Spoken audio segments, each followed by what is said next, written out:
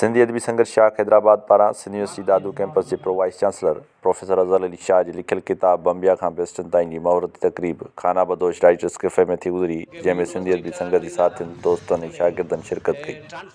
उन मौक़े ते प्रोफेसर अज़हर अली शाह खे अजरक ऐं लुंगनि जा तोहफ़ा पिणु पेश कया विया।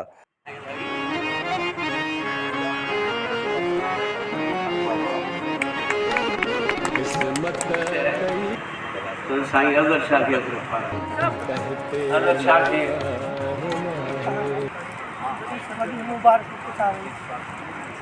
लेखक नसीर मिर्ज़ा, ज़वार नकवी, डॉक्टर फ़हीम नूनारी, सलीम चन्ना ऐं ॿियनि प्रोफेसर अज़हर अली शाह जिन जे इल्मी अदबी पोरे बाबति तफ़सीली ॻाल्हि ॿोल कई।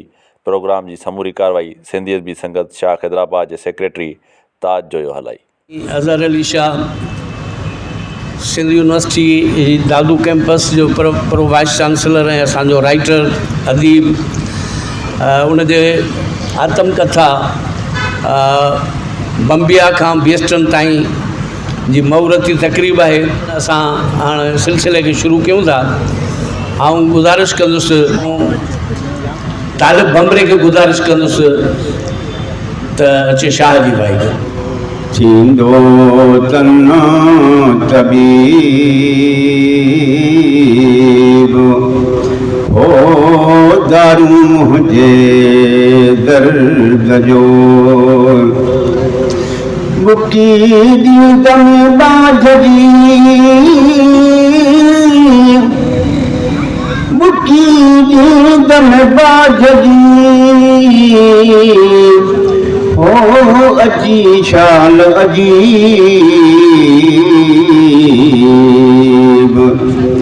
थींदो तन तबीब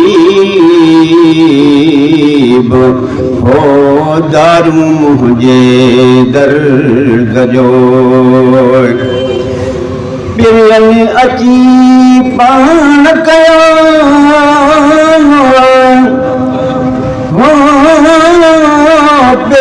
अची पाण कयो ओ संदो गोर गरीब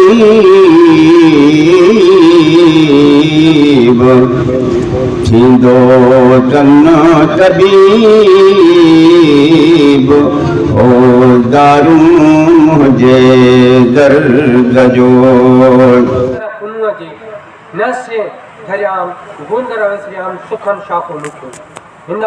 तक वेठल महान हस्तियुनि खे आजाणो ऐं भलीकार चंदे और नाचीज़ पाण खे ख़ुशि नसीब थो सम्झां। अवांजी हर घड़ी हर पल क़ीमती आहे।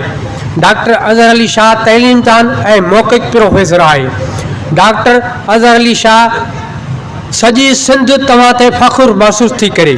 जस लहणे अदबी संघर्ष शाख हैदराबाद, जंहिंखे आऊं मरकज़ी शाख चवण में की न कई वाईंदुसि। डॉक्टर अज़हर अली शाह खे कुदरती दात मिलियल आहे। हीअ हिकु अल्लाह ताला जे तरफ़ां इनाम मिलियल आहे।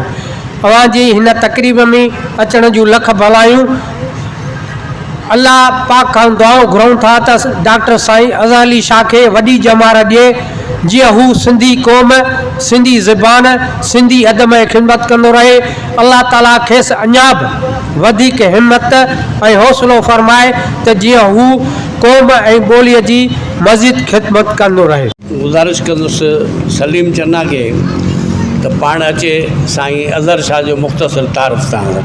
1976 हंध दादू वेझो ॻोठ मड शरीफ़ में अज़हर अली शाह टिन भेनरनि टिन भाउरनि खां पोइ जनम वरितो।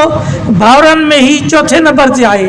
अज़हर शाह 1981 में पहिरें दर्जे में अब्दुलरहमान खूह स्कूल में दाख़िल थियो ऐं मदरसे में भी दीनी तैलीम यानी कलाम पाक पढ़ण वञण लॻो। 1983 में सिंधी टियों दर्जो पढ़ी झले वारे स्कूल में आयो, जितां 1985 में 5 क्लास पास कई। पंहिंजे क़ाबिलियत ऐं महिनत सबब इम्तिहान वठंदड़ साहिबनि खे एतिरो त मुतासिर कयईं जो उन्हनि खे 40 रुपया इनाम तौर ॾिना। तंहिंखां पोइ ख़ुदाबाद हाई स्कूल में आयो ऐं जॾहिं मैट्रिक क्लास में पहुतो त पढ़ाई दौरान 18 जनवरी 1991 ते संदसि वालिद बुज़ुर्गवार दिलि जे दौरे सबब हिन फ़ानी जहान मां लालाणो कयो। प्राइमरी हाई स्कूल पढ़ण दौरान ॻोठु हूंदो हो या ईंदो हो त पंहिंजूं गहूं ऐं मेहूं चारण लाइ झंग में बि वेंदो हो। लाॿारा बि कयईं त नंढे हूंदे रांदियुनि में कोॾी कोॾी पाणीअ में तलगण संदसि शौक़ु हो त वॾे हूंदे वॉलीबॉल ऐं ताश रांदि बि खेॾियईं। संदसि मिडिल स्कूल जी पढ़ाई 1986 खां अमनाणी ॻोठ खां थी। ॻोठनि में लाइट न हुजण सबबि राति जो लालटेन ते पढ़ंदे ही उहो दौरु हो जो रेडियो जो वॾो दौरु हो, उहो बि शौक़ सां ॿुधंदो हो। जीअं त संदसि वॾो भाउ नूर मोहन शाह जेको हाणे सिंध यूनिवर्सिटी जे सिंधी शोबे जो प्रोफेसर ऐं डॉक्टर ऐं चेयरमैन आहे, जा आंदल अदबी सियासी ऐं तारीख़ी किताब पढ़ंदो हो। अज़हर शाह जी इहा ख़ूब ख़ुशनसीबी आहे त हिन नंढे हूंदे जेको भाउ नूर मोहम्मद जो आंदल किताब सिंधी तर्जुमे वारो पढ़ियो, उहो मैक्सम गोरकी जो जग मशहूरु किताब माउ हो जेको हिन वराए वराए पढ़ियो। उन खां पोइ हिन भाउ जे किताबनि मां साईं GM सैद, मोहतरम रसूल वक़्फ़ अली जो डेल कार्नेगी ऐं ॿिया अहम किताब तर्जुमे ऐं असली सूरत में पढ़िया। कुझु वक़्तु अमनाणियुनि में क़ाइमु मदरसे में फ़ारसी बि पढ़ियो। अमनाणियुनि में पढ़ण दौरान कॾहिं साइकिल ते त कॾहिं पंधु स्कूल वेंदो हो। अज़हर शाह जो नानो हाजी सैयद फैज़ल शाह आहे जंहिंजे पुटु कोड़ल शाह 2 शादियूं कयूं। कोड़ल शाह खे पहिरीं घरवारी मां 2 पुट थिया, सैयद अकबर अली शाह ऐं सैयद मज़हर अली शाह। अकबर अली शाह अंग्रेज़ी अदब में MA कई ऐं कैडेट कॉलेज पेटारो में लेक्चरार थियो। अज़हर शाह जे वॾे भाउ सैयद चंगल शाह जो जनमु 1961 में थियो। हिन अरबी ऐं फ़ारसी मद शरीफ़ जे मदरसे में पढ़ी, पर आलम जी सनद हासिल करण वारो ई हो त पंहिंजे शौक़ ख़ातिर आबादगार बणिजी वियो। मई 1969 में संदसि 2 नंबर भाउ सैयद नूर मोहम्मद शाह ॻोठ बम्बिया में जनमु वरितो, जेको आला तालीम वठी PhD डॉक्टर थियो। संदसि 3 नंबर भाउ सैयद नदीम अली शाह 8 अगस्त 1971 में ॻोठ बम्बिया में जनमु वरितो। ही कलाम पाक पढ़ियो ऐं प्राइमरी तइलीम खां पोइ वॾे भाउ सां गॾिजी आबादगार थियो, पर खेसि ज़ाती ॼाण दाप ऐं आलमनि अदीबनि सां कचहरी ऐं महफ़िलुनि मां फैज़ मिलियल आहे। साईं अज़हर शाह ख़ुदाबाद में अची पढ़ण दौरान उस्ताद बुखारी जी शाइरी जे किताबनि कूकड़ या कल्याण ऐं धरती सरती ऐं ॿियनि शाइरनि जी शाइरी ऐं ॿिए नसर निगारनि जो जदीद नसर पढ़ियो। अज़हर शाह 1991-92 धारे दादू जे डिग्री कॉलेज मां पढ़ियो ऐं ज़ाती शौक़ सबबि अलामा आया काज़ी लाइब्रेरी में वञी अदबी किताब रिसाला पढ़णु लॻो। उन ई लाइब्रेरी मां शाह जो रिसालो, इमदाद हुसैनी जो इमदाद आहे रोल, आगा सलीम जो हमेओस, शेख हयास जे काक ककोरिया कापड़ी, अमर जलील ऐं ॿियनि मशहूरु लेखकनि खे पढ़ियाईं।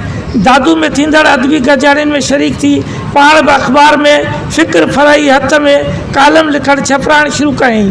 ईअं संदसि लिखण जो सफ़र शुरू थियो।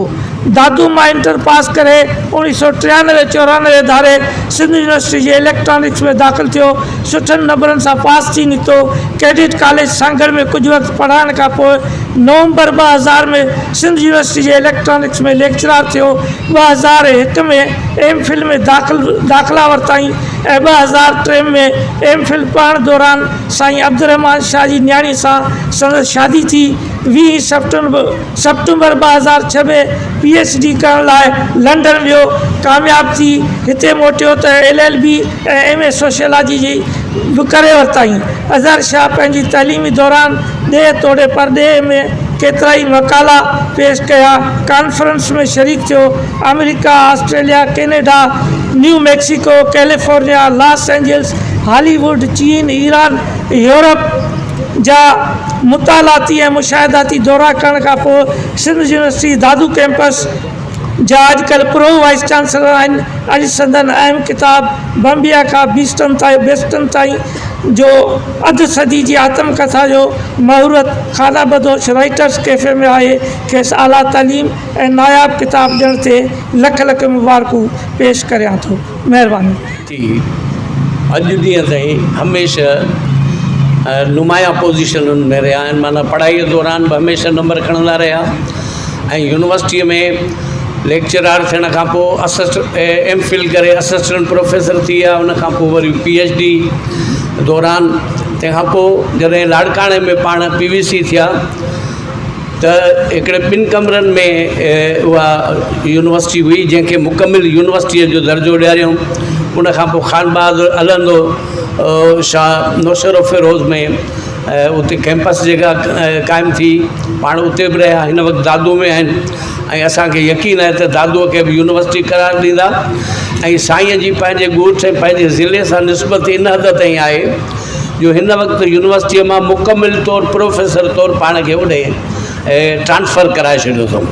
इन मां साबित आहे पाण चाहिनि था त उते पंहिंजे ॻोठ पंहिंजे इलाइक़े में तइलीम खे वधायां ऐं इन यूनिवर्सिटीअ खे कैंपस खे यूनिवर्सिटीअ जो दर्जो ॾियारियां। ऐं संदन हीअ जेका आत्मकथा आहे उन में पंहिंजे 50 साल ज़िंदगीअ जो पोतामेल हिते ॾिनो अथऊं ऐं हाणे चाहींदासूं त उन आत्मकथा जो महूरत थिए।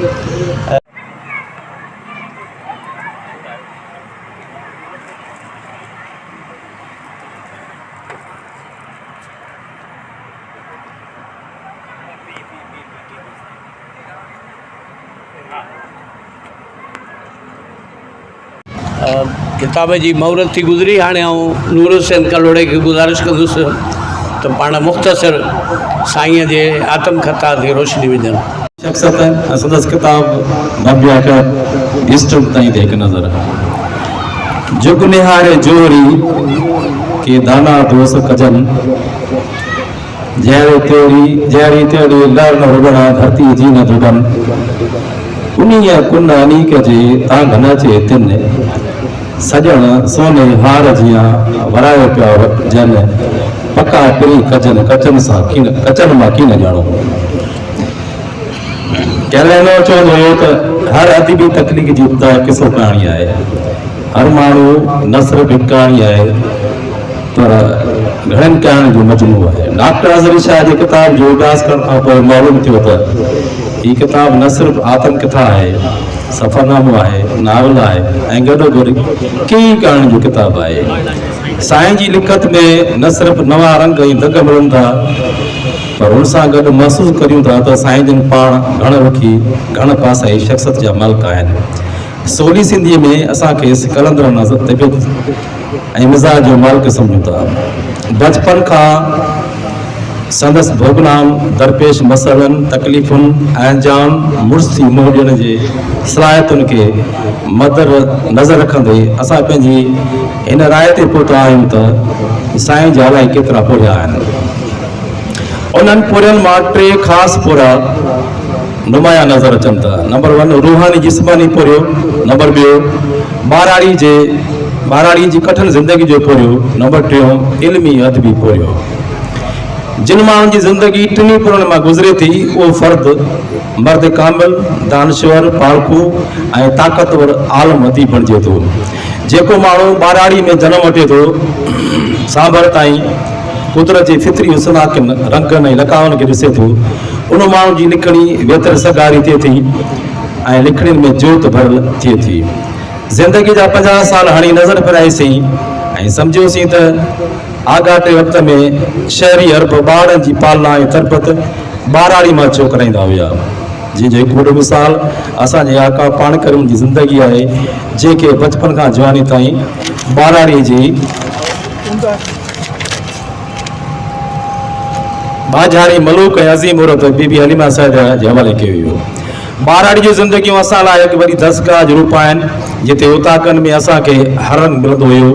हाल अहवाल कचहरी दास्तान कहाणियूं किस्सा चर्चा भोग डोर गुजारत ॾिठ टोलियूं सुरसाज़ आलाप राग तंबुर जी तवार चंग बांसरी जा लारा जज़्बा जोश ॿुधण सम्झण इंसान दोस्ती जा सभई रंग समाजी सियासी मुआशी वणज वापार टीका टिप्पणियूं वाइज़ मजलिसूं शादियुनि मुरादनि जा गीच लाॾा क़िस्मे क़िस्मे सवण रंग रतीला रस्म रवाज मिलंदा हुआ।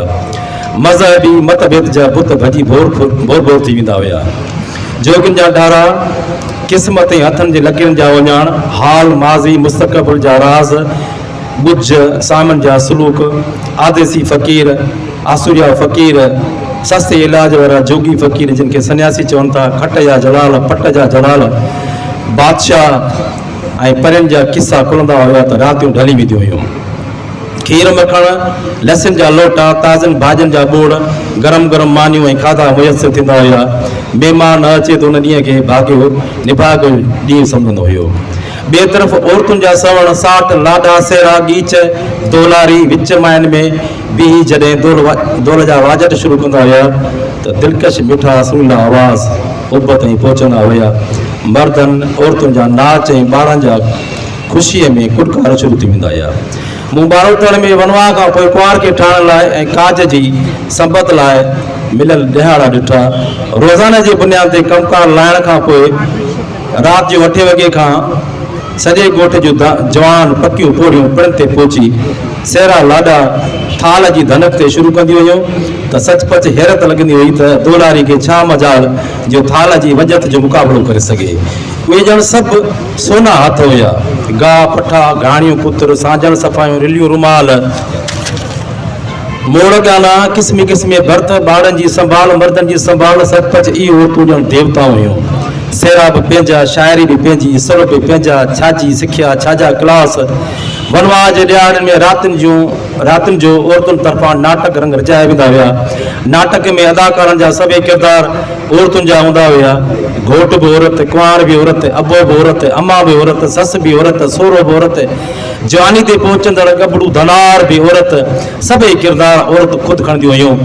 जवानी ते पहुचंदड़ धनार डांग खणी अबी अम्मा खे चवंदो हुयो त अम्मा हाणे जवानी जे जोबन में आहियां, मुंहिंजी शादी करायो। पटको बि पाए जॾहिं जवान जमान औरत धना जो रूप वठंदी हुई तॾहिं उन जे गलनि ते बत्ती जी रोशनी जी तिजली ॿरंदी हुई त मन मोह थी पवंदो हुयो। पोइ जॾहिं अबो अम्मा बणियल औरतुनि जा किरदार धनार खां पुछंदा हुआ त अबा पंहिंजी पसंदि ॿुधाया त धनार जे अचण खां अॻु में औरतुनि में ॿारनि में टहिका शुरू थी वेंदा हुया। सभिनी औरतुनि जो साह मुठि में अची वेंदो हुयो त मोह धनार अड़े जे केते ते हथु रखे। धनार डोड़ी वञी घोट जी सुहिणे में सुहिणी भेण ते हथु रखंदो हुयो। पोइ पढ़ियल हुजे या कुंवारी हुजे, अहिड़े नाटक ऐं तमाशे में औरतूं ऐं ॿार खिल में बुॾिजी वेंदा हुया। ॾुखियुनि जा ॾुख विसरी वेंदा हुया ऐं पोरियत नारियुनि जा थक लही वेंदा हुया। संदन ज़िंदगी में ताज़गी तवानाई अची वेंदी हुई। संदन रूह खे ख़ुशनुदी ऐं जी ग़िज़ा मिली वेंदी हुई। दर्द ऐं ॾुख भाॼ खाई परे थी वेंदा हुया। ॿाराड़ी जा अहिड़ा अनमोल ॾींहं कीअं था विसरी सघनि। छा त अदाकारी, छा त ॿोलो, छा त डायलॉग रंग ऐं ढंग सां हूंदा हुया। दिलि में वेही वेंदड़ अहिड़ा लम्हा ऐं किरदार हमेशह वेही वेंदा हुया। किरदारनि खे जेके नाला मिलंदा हुया उहे अहिड़ा त अमर थी वेंदा हुआ जो असुलु नाले बजाए नाटक में इस्तेमालु थींदड़ नालो माइन ते हिकु टिक थी वेंदो हुयो। शहर जो शाइर भली केॾो न वॾो शाइर हुजे, पर तकलीफ़ में सगारी तशबीह न हूंदी आहे। जॾहिं त ॿाराड़ी जे पके पुख़्ते शाइर जी तकलीफ़ में सगारी तशबीह हूंदी आहे। फितरत जूं हुस्नाखियूं, सावक, गुलो गुलज़ारी जा सभई रंग हूंदा आहिनि। सुगण खां वधीक ॿोली जो को वॾो स्कॉलर आहे छा? लतीफ़ कंहिं बि स्कूल, कॉलेज, यूनिवर्सिटी में कोन पढ़ियो, पर लतीफ़ जे हर सुर ते सॼी दुनिया में स्कॉलर PhD कनि था। लफ़्ज़नि जूं सभई रंगीनूं, चाशनी ऐं रस चस ॿाराड़ी जे सुगण माण्हुनि जी तकलीफ़ुनि में हूंदा आहिनि। उहे तिल्स्माती जादूगर ऐं रंगीननि जा रंग साईं डॉक्टर अज़हर अली शाह जे लिखण में मौजूदु आहिनि। ॿाराड़ी जे ॿोलनि में बि हुरमुच टाकियल हूंदो आहे। ॿाराड़ी जा रंग, ॿोली, तरतीब, तरबियत, पालना, जुस्तजू लकार सां गॾु जदीद साइंस तालीम हुजे त उहो माण्हू मर्द कलंदर थींदो आहे। हिकु फ़र्द न पर हिकु दर्सगाह थींदो आहे। मूंसे मुंहिंजी माउ जिनी ॾिठो पिरीअ खे करे न सघां का तनी संदी ॻाल्हड़ी। अॼोके भॼडोड़ वारे हयाती में थोरो टाइम कढी अहिड़नि नायाब किताबनि खे पढ़णु घुरिजे। साईं अज़हर शाह वीचारधारा जे हिकु माहिर जरा वांगुरु वट कुट करे बम्बिया खां बिस्टन ताईं जहिड़ो अनमोल किताब ॾिनो आहे जंहिंमां घण रुखी इल्मी उञ पुॼाए सघिजे थी। त अॼु साईं बाबति पंहिंजे ख़्याल ॾियो। ही केर ॿई पेर वढे थो मुंहिंजा, ही केर नई छेर ॿधे थो मूंखे। मां अहिड़ो किताब आहियां सदियूं मुंहिंजा सुफ़ा। मां अहिड़ो किताब आहियां सदियूं मुंहिंजा सुफ़ा। हिकु दौर पढ़े थो ॿियो ठपे थो मूंखे। स्टेज ते वेठल साईं अज़हर शाह साहब जिथे वियो आहे उते कारनामा वियो आहे। त लाड़काणे खे बेदार कयो अथसि। वियो आहे नशोरो फिरोज़, उते अदीबनि कोड़ोबल खां वठी करे सभिनी अदीबनि खे आसिफ बिछाड़ीअ खे सभिनी खे यादि कयो अथसि। वियो आहे दादूअ में त दादूअ में जादू करे छॾियो अथसि। ऐं उते बि इहो मौलाना रूमीअ जो रक़्स बि जारी आहे, क़ुर शरीफ़ बि जारी आहे, तसव्वुफ़ बि जारी आहे, ऐं उस्ताद बुखारीअ जी वरसीअ में गजगोड़ सां तक़रीरूं ऐं मकाला बि जारी आहिनि। त इहो साईं जेके अंग्रेज़ी जा इम्तिहान ॾिना आहिनि उन में पास थी वियो आहे। त उन में थोरो सिंधी साईं कचे जो माण्हू आहे, सिंधी भली लिखी सघे थो, ज़बरदस्त लिखी सघे थो, त उनखे थोरो पॉलिश करे ऐं वाक़िया खे छिरकाईंदड़ हिन में लिखे न अञा वधीक हर बाब में। जीअं मिसाल तौरु साईं हिकिड़ो खिलाईंदड़ वाक़ियो लिखियो आहे त माउस हिकिड़ी माई हवा में उॾाए पई ऐं चए पई कमु नथो करे, त साईं ॿिए हिकिड़े उस्ताद खे PhD होल्डर हो, उनखे माउस हलाइण कोन पियो अचे, साईं उनजो ज़िक्र कयो आहे। पर के तजुब खेज़ वाक़िया हुजनि, जीअं मिसाल तौरु रसूल अब्दुल्ला तौफ़ चयो त चई त असांजे ॻोठ जो हिकिड़ो माण्हू हो, उन किताबु लिखियो, सो किताबु लिखी पूरो कई, ॿुधायोसि कंहिं तुंहिंजो पुटु रोड हादसे में मरी वियो आहे। चई फ़िक्र न कयो, मां जेको आहे हिकिड़ो किताबु लिखियो आहे, मुंहिंजो पुटु ॿियो पैदा थी चुको आहे जंहिंखे को मारे नथो सघे। सो किताबु पुट वांगुरु आहे, साईं खे हिकिड़ो पुटु पैदा थियो आहे, साईं खे मुबारकूं हुजनि। ऐं साईं जो हीउ जेको किताबु आहे इहो यकीनन कामयाबी कीअं माणिजे, यूनिवर्सिटी कीअं पहुचजे ऐं PhD कीअं कजे ऐं इदारा कीअं हलाइजनि, नौजवाननि खे उत्साह कीअं मिलणु घुरिजे, मायूसी कीअं ख़तमु कजे, ग्रुप कीअं ठाहिजनि, इलाइक़नि में माण्हुनि सां कीअं ॻाल्हाइजे, उहे सभु हिन में लिखियलु आहे। जेकॾहिं हीअ किताबु थोरो हिन में एडिटर साईं खे मिली वञे हा त अञा हिनखे बहितर थी सघियो पियो। उन खां पोइ जेकॾहिं हिनखे ॿिए छापे खां पोइ हीअ किताबु सिंध जे हर यूनिवर्सिटी, हर प्राइमरी स्कूल, हर हाई स्कूल में पहुचणु घुरिजे। तव्हांजी वॾी महिरबानी। खे सिंधी अदबी संघ जामशोरे कॉलोनी जे सेक्रेटरी खे तव्हां सां मुखातिब थियो। साईं ताज, साईं अज़हर शाह साहब, सैयद जवार नकवी साहब, साईं नसीर मिर्ज़ा, अदीब जी साईं शाइरा, मूंखे नालो त ज़हन में रुखसाना प्रीत साहिबा ऐं सभई दोस्त साथी।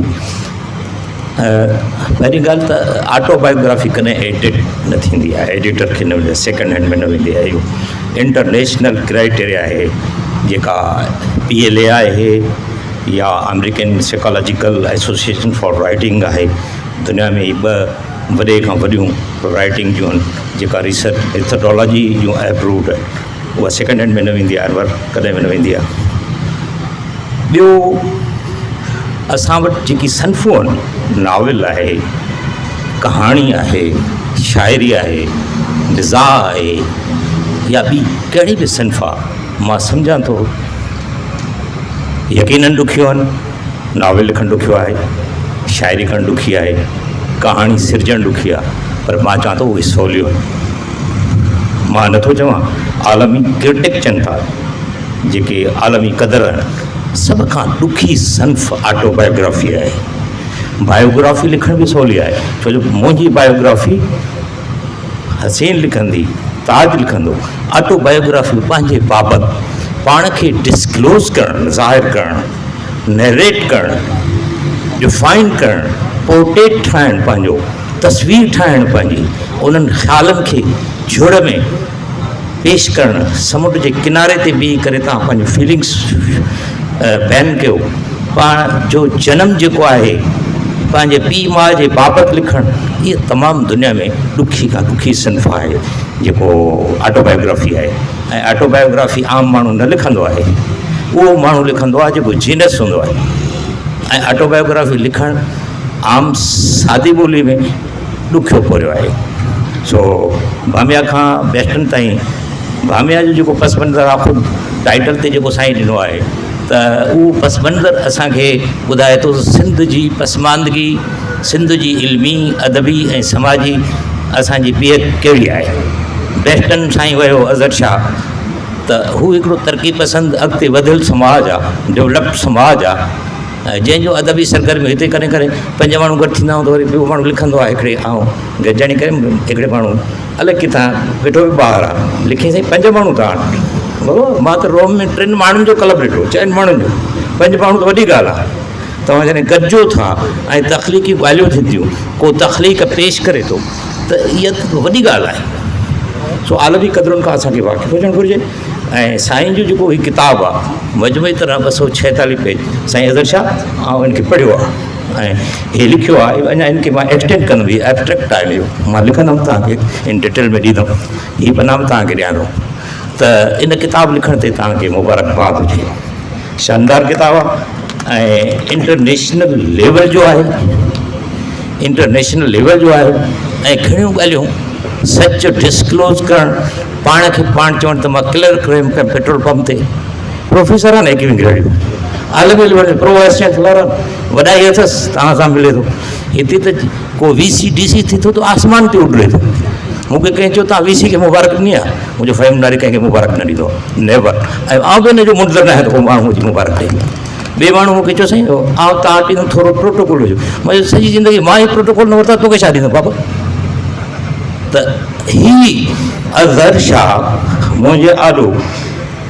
जॾहिं जवान हो त हिते आयो 48 49 साल थिया आहिनि मां 66 वरे जो हुआ त हीउ मुंहिंजो आॾो घुमंदो ऐं सुहिणो हूंदो ऐं मूंखे वणंदो मूंखे सुहिणा माण्हू वणंदा आहिनि गुल वणंदा आहिनि सूंहं त हर माण्हू खे वणे थी ऐं आहे सूंहं रोमांस जेकॾहिं ज़िंदगी में कढी छॾियो तव्हांजी हयाती हेतिरी आहे हेतिरी रोमांस आहे ख़्यालनि तव्हांजा ख़्वाब आहिनि रंगीन ऐं हसीन ऐं संगीन ख़्वाब आहिनि उहे ज़रे मां तव्हांखे आसमान बढ़ाए छॾनि था तव्हांखे उहा सरबुलंदी बख़्शनि था जेके इंसानी समाज जो महराज आहे त मां हिन छोकिरे खे अॼु जेको प्रो वाइस चांसलर आहे मां हिनखे छोकिरे जी सूरत में बि ॾिठो जंहिं हॉस्पिटल जो ॻाल्हि करे थो साईं मुंहिंजो अनवर शाह खां वठी छेरियूं पाए जॾहिं साईं नचंदो हो त मुंहिंजे घर में अची नचंदो हो ऐं ॻाईंदो मूंखे पंहिंजी ज़ाल चवंदी चरियाण अची वियो थी मां चयो साईं असांजो उस्ताद थी अनवर शाह इन खां हिसाब न कर इहो घुरे छा थो चए थो छेले जो बोर्ड ॾियो मां चयो छेले घुराए ॾेसि सो उन अनवर शाह जो तव्हां ज़िक्र कयो आहे पंहिंजे पीउ ग़ुलाम मुस्तफ़ा शाह जो ज़िक्र कयो आहे उनजी सादगी पंहिंजे पीउ जी बयानु कई अथसि त जॾहिं हू पढ़ंदो हो त मानी पाणी में ॿोड़े खाईंदो इन खां वधीक कहिड़ो वॾो सच आहे ऐं केरु माण्हू आहे हिते मां चवंदो आहियां ऐं छो त नफ़्सियात फिलॉसफी तारीख़ मुंहिंजो सब्जेक्ट आहे 42 मुल्क मां घुमी अचण खां पोइ इन ॻाल्हि ते पहुतो आहियां त सिंध जो आलिम सभु तव्हांखे बि चवां थो पाण खे रिविज़िट कयो रिव्यू कयो आलमी स्टैंडर्ड खे ॾिसो शाइरी जा अदब जा समाज जा सियासत जा ऐं असांजो अदीब वरी सियासत खां ईअं कटियल आहे साईं आउं सियासत कोन करियां पियो तूं उॾंदड़ आसमान जो पखी आहियां छा धरती तुंहिंजे पेरनि हेठां न आहे छा सिंध खे वॾा चैलेंज अथव तव्हां अदीब उन ते नज़रसानी कयो सिंध वॾे मागर मच्छ वात में अथव अरड़ पलाउनि जे वात में अथव सिंध खे सिर्फ़ु ॿोली जो चैलेंज न आहे सिंध खे समाजी जेको तव्हांजी पेटो आहे उनखे तबाह करण लाइ तव्हांजे अदब जी मुहाड़ जेकी आहे सिविलाइज़ेशन अॻे चवंदा हुआ साईं इंडस सिविलाइज़ेशन हाणे कहिड़ी आहे हड़प्पा आहे साईं मेरावारी त इहा वरी जेकी साज़िश आहे उनखे बि तव्हां ई मक़सदु आहे मोह ॾींदा आहियो अदीब ऐं समाज जा तव्हां अॻिते वधियल जेके माण्हू आहियो त साईं मुंहिंजो इहा आहे बामिया खां बेस्टनि ताईं उन में हिन इहो सच ॻाल्हायो आहे जीअं आउं चवां पियो समाजी तौर ते पगारे ख़ानदान हीरानंद ऐं गिदोबल खां सवाइ को माण्हू मिडिल क्लास जो उन दौर में साईं ताज मिर्ज़ा साहिबु नज़रसानी कंदा आहियो नज़र न ईंदो असां सभिनि जा वॾा हारी या मज़दूर या असीं हारियुनि ऐं मज़दूरनि जा औलाद ऐं साईं पाण लिखियो आहे अज़हर शाह त मां हर पे जा जेके बि प्रोसेस आहिनि हर ॻाइण खां वठी ॻाइण खां वठी लावारे करण खां वठी साइकिल ते पैदल ऐं दादू खां ॻोठ ताईं ईअं हलियो त हारी बि रहियो अहिड़ो सच केरु थो ॻाल्हाए ॿी ॻाल्हि ऐं आख़िरी ॻाल्हि ताज साहिबु तव्हां न चइजो मूंखे चई मां पाढ़े रही रहंदुमि त ताज साहिब जो सुठो इहो डिसिप्लिन मूंखे वणंदो आहे तव्हां सिंधी अदीब त अजाई ड्रिंक कंदा मकालो खणी आयो बहुत रिपीटेशन आहे न उहो छो थो ॻाल्हि करे जेका हीअ करे वियो सॼे तव्हां द पॉइंट गुफ़्तगू कयो त ॿी ॻाल्हि जेकी हिन वॾी हिन जी किताब में मूंखे नज़र आई 5 बाब जेके ॾिना अथसि त बालकपण इजाज़त पंहिंजे चाचनि मामनि फुफियुनि भेनरुनि ऐं जेके बि मुहसिन आहे उनखे न विसारियो इहा वॾी ॻाल्हि अथव हुई जो होशियारु तिरकण आहे तड़ में अख उल्टी धार वाओ उबतो आम खां लोक वए लह वारो तूं ऊचो वह उभार हिन त असुलियत पंहिंजी विसारी आहे न। ॿधल जीअं घाणे वहे ईअं पंहिंजी असुलियत पीउ माउ चाचा अज़ीज़ इहा हिकु वॾी ॻाल्हि आहे। असांखे इहा ई डिफाइन करणी आहे बुनियादी। ॿियो हिन पुरियत पंहिंजो किरदारु उन में निरल आहे। टियों तालीम दौरान जेके हिनखे रुकावटूं आहिनि उहे उनखे हिन डिफाइन कयो आहे। ऐं आख़िरी ॻाल्हि इहा त साईं बुनियादी तरह साइंस जो माण्हू आहे। साईं पंहिंजो हुन पासा प्रोफेसर जी ॻाल्हि कई आहे 1960 जो डिफाइन कयईं त हुन इहो चयो त इंग्लैंड जर्मन ऐं यूरोप में इहे तजुर्बा थिया त आर्ट सियासत फ़न ऐं साइंस इहे जुदा न आहिनि। उन पासा प्रोफेसर पंहिंजो एग्ज़ाम्पल ॾेई हिन चयो त मूंखे इहो ख़्यालु आयो त सिंध में बि आर्ट साइंस ऐं समाजिया जी ट्राइका जेके आहे उहा गॾिजी कमु करे। ऐं आउं ॿिनि ॻाल्हि ते इहा चवंदो आहियां त समाज अंदरि जेतिरे ताईं इन्हनि जो संगम न ठहंदो त सिंध जेकी ऑफ स्प्रिंग अचनि था बांग्लादेश में नेपाल में दुनिया में उते बि अदबी मुहार उनजी अॻुवाणी करे थी। छो जो अॻुवाण रस्तो हमेशह अदब हूंदो आहे पर अदब मुज़ाहिमती अदब सिर्फ़ु अदब बराए ज़िंदगी तरक़ी पसंदि रोशन ख़्याल जेको रोशन रस्ता ॾेखारे जेका सरबुलंदी ॾेखारे जेके ख़्वाब नौजवान हिननि जी अखियुनि में असां उणियूं अहिड़ा ख़्वाब जेके विजन जीअं चिमकनि गाद जीअं गुरकाट कनि वॾनि अजगर जनि बलाउनि सां मोंढनि जेके सिंध खे चैलेंज हूंदा त उहा ॻाल्हि जेकी तव्हां कई आहे साइंस जी इहा वॾी ज़बरदस्त ॻाल्हि कई आहे। बाक़ी साइंस जो माण्हू आहे एस्थेटिक जीअं अनवर जी ॻाल्हि सां मां मुतफ़िक़ आहियां त ॿोली लाइ साईं खे वणिणो पवंदो ऐं उन लाइ वरी शाइरी तव्हां वधीक मुताले हेठि आणियो। शाइरी जॾहिं ईंदी ऐं नॉवेल जॾहिं तव्हां पढ़ंदा हुए त एस्थेटिक तव्हांजी वधंदी। महिरबानी जय सिंध। 76 में ॼाओ मूं 76 में BA कई। साईं पहिरें क्लास में वियो 81 में ऐं जेल में वियुसि। ॾिसो त माण्हू केतिरो पोइते अचे थो पोयां अचे थो ऐं केतिरो अॻिते वञे थो। उहा उनजो पोइ साईंअ जा किताब साइंस अदब ऐं आर्ट हिकिड़ो यूनिवर्सिटियुनि ते किताब अथसि तालिब जे तहक़ीक़ जा चोथूं हुई बंबिया अञा करड़ा डूंगर क घणी पंध में आहे। हाणे आउं प्रोफेसर नज़ीर मलकाणीअ खे गुज़ारिश कंदुसि त अचे ऐं पंहिंजो मकालो इख़्तिसार सां पेश। यूनिवर्सिटी मां शाह साहिब जी PhD थियल आहे जंहिं दौरान हू 4.5 साल उते रहियो। किताब जे नाले मां उनजे सफ़रनामे हुजण जो गुमान थिए थो जॾहिं त हीउ सफ़रनामो न पर आत्मकथा आहे। 176 सुफ़नि ते मुश्तमिल हीअ किताब 6 बाबनि में विरहायल आहे। उनजो मुआग डॉक्टर अज़हर अली शाह जे भाउ डॉक्टर नूर मोहम्मद शाह जो लिखियलु आहे जेको सिंधी यूनिवर्सिटीअ जे सिंधी डिपार्टमेंट जो चेयरमैन आहे। मुआग पोइ डॉक्टर अयूब शेख जो अज़हर अली शाह ते उर्दूअ में लिखियल 2 सुफ़नि जो मज़मून आहे। बहितर ईअं हो त इन उर्दू तहरीर खे किताब जे आख़िर में ॾिनो वञे हा। उन बाद पंहिंजे पारां जे उन्हनि तहत 4 सुफ़नि ते लेखक जा तासुरात ॾिनल आहिनि। किताब में 2 मुख़्तलिफ़ जायुनि ते हर हिकु 8 सुफ़नि ते ॿधल रंगीन तस्वीरूं शाया थियल आहिनि। पहिरियों बाब सुफ़े नंबर 21 खां किताब जो पहिरियों बाब शुरू थिए थो जंहिंजो उनवान आहे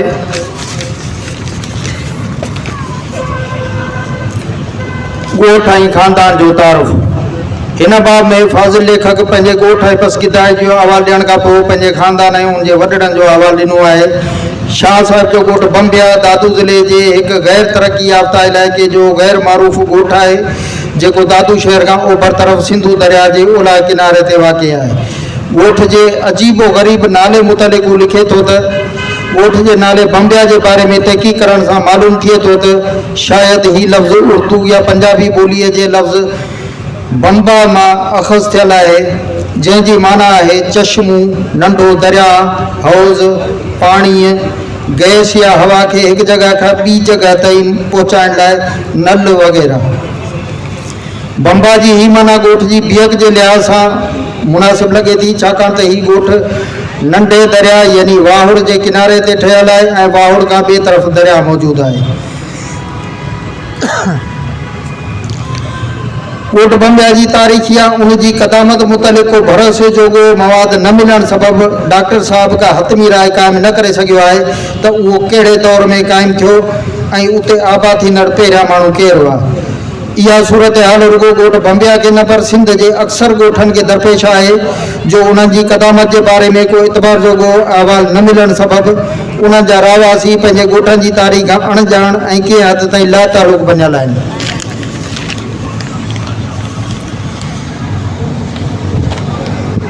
पंहिंजे ॻोठ जी पसगिरदाई जे ज़िक्र में अज़हर अली शाह साहिब डिसंबर 2004 में संदुसि किताब साइंस अदब ऐं आर्ट जी महूरती तक़रीब जो अहवाल तफ़सील सां लिखियो आहे। इहा तक़रीब ॻोठ बंबिया जे प्राइमरी स्कूल जे अङण ते मुनक़िद थी, जंहिंमें ॻोठ इलाइक़े जे मोज़िज़ीन खां अलावा डिप्टी कमिश्नर दादू पिणु शिरकत कई। ॻोठ इलाइक़े इलाइक़े जे अहवाल खां पोइ शाह साहिब पंहिंजे ख़ानदान जो तारीख़ी पस मंज़र बयानु करे थो। हुन लिखियो आहे त असांजे ख़ानदान खे लकियारी सादात चयो वञे थो। उन बाद मीर अली शेर काने जी मशहूर तसनीफ़ तोहफ़तुल क़ुरान जो हवालो ॾिनो आहे, जंहिं मुताबिक़ लकियारी सादातनि जो हसब नसब इमाम मूसा काज़िम सां वञी मिले थो। हवाले खां पोइ लिखे थो त तोहफ़तुल क़ुरान जे हिन बयान मुताबिक़ लकियारी सादात पे तरफ़ां अहल बैत ऐं माइती तरफ़ां सिंध धरतीअ जे क़दीम बाशिंदनि जो संगम आहिनि। उहो ई हसीन संगम आहे जेको फ़िक्री लिहाज़ सां सिंधु माथरी तहज़ीब ऐं हुज़ूर जिन जे आख़िरी पैगाम जे संगम सां अॼु पाकिस्तान जे नाले सां सुञातो वञे थो।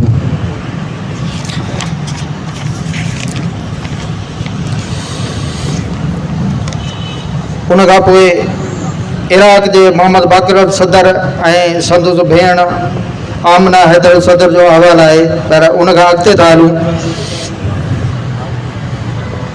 सुफ़े नंबर 33 खां अज़हर अली शाह साहिब पंहिंजे वॾनि जो अहवाल शुरू कयो आहे, जेको सुफ़े नंबर 72 ताईं हले थो। हिननि सुफ़नि में हुन पंहिंजे ॾाॾाणके ख़ानदान, नानाणके ख़ानदान ऐं सोहरे जाणे ख़ानदान जो अहवाल तफ़सील सां बयानु कयो आहे। शाह साहिब जो वालिद ग़ुलाम मुस्तफ़ा शाह मज़हबी ख़्यालनि जो बुज़ुर्ग ऐं हाफ़िज़ क़ुरान हो, जंहिंजो असर अज़हर अली शाह जी शख़्सियत में बि नुमायां थो नज़र अचे थो। पंहिंजे वॾनि जे अहवाल सां गॾु हुन पंहिंजे टिनी भाउरनि हर हिकु चंगल शाह, नूर मोहम्मद शाह ऐं नदीम अली शाह जो बि तफ़सीली ज़िक्र कयो आहे।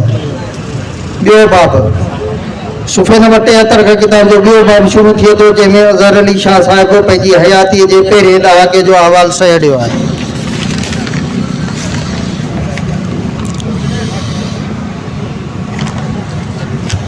संदुसि पैदाइश 5 फरवरी 1976 ते ॻोठ पीरज़ादा मड शरीफ़ में थी। उन ॻोठ जे मदरसे में संदुसि वालिद हाफ़िज़ ग़ुलाम मुस्तफ़ा शाह साहिब मुदरिस हुआ, जंहिं करे संदन कुटुंब बंबिया खां लॾे पीरज़ादा मड शरीफ़ वञी वेठो हो। अज़हर अली शाह साहिब जे बारोतन वारे दौर में संदुसि ॻोठ में को बि स्कूल न हो, तंहिं करे हुन पंहिंजी प्राइमरी तइलीम जी शुरूआति 1981 में अब्दुर्रहीम जो खूह स्कूल खां कई, जिते हू 3 दर्जे ताईं पढ़ियो। 1983 धारे संदुसि ॻोठ बंबिया में मस्जिद प्राइमरी स्कूल खुलियो, जिते हुन 4 ऐं 5 दर्जो पास कयो। उन वक़्तु ॻोठ बंबिया या भरपासे जे कंहिं ॻोठ में सेकेंडरी स्कूल न हो, उन करे 1986 में अमीनाणी मिडल स्कूल में 6 दर्जे में दाख़िला वरिती। पहिरें ॾहाके वारे बाब मां मालूम थियो त शाह साहिब हिकु अहिड़े इलाइक़े जो रहवासी हो जेको नज़रअंदाज़ थियल हुअण करे घणो पुठिते पियल हो, तंहिं करे पंहिंजी इब्तिदाई ऐं सेकेंडरी तइलीम जी हासिलात में खेसि मुश्किलातूं पेश आयूं, पर हिकु सुलझल घराणे जो फ़र्द हुअण करे खेसि ख़ानदान तरफ़ां हिमत ऐं हौसलो मिलंदो रहियो ऐं उहो अॻिते वधंदो रहियो। स्कूली तइलीम सां गॾु कुझु अरसे लाइ हू मदरसे में बि पढ़ियो, पर किन सबबनि जे करे मदरसे जी तइलीम जारी न रखी सघियो।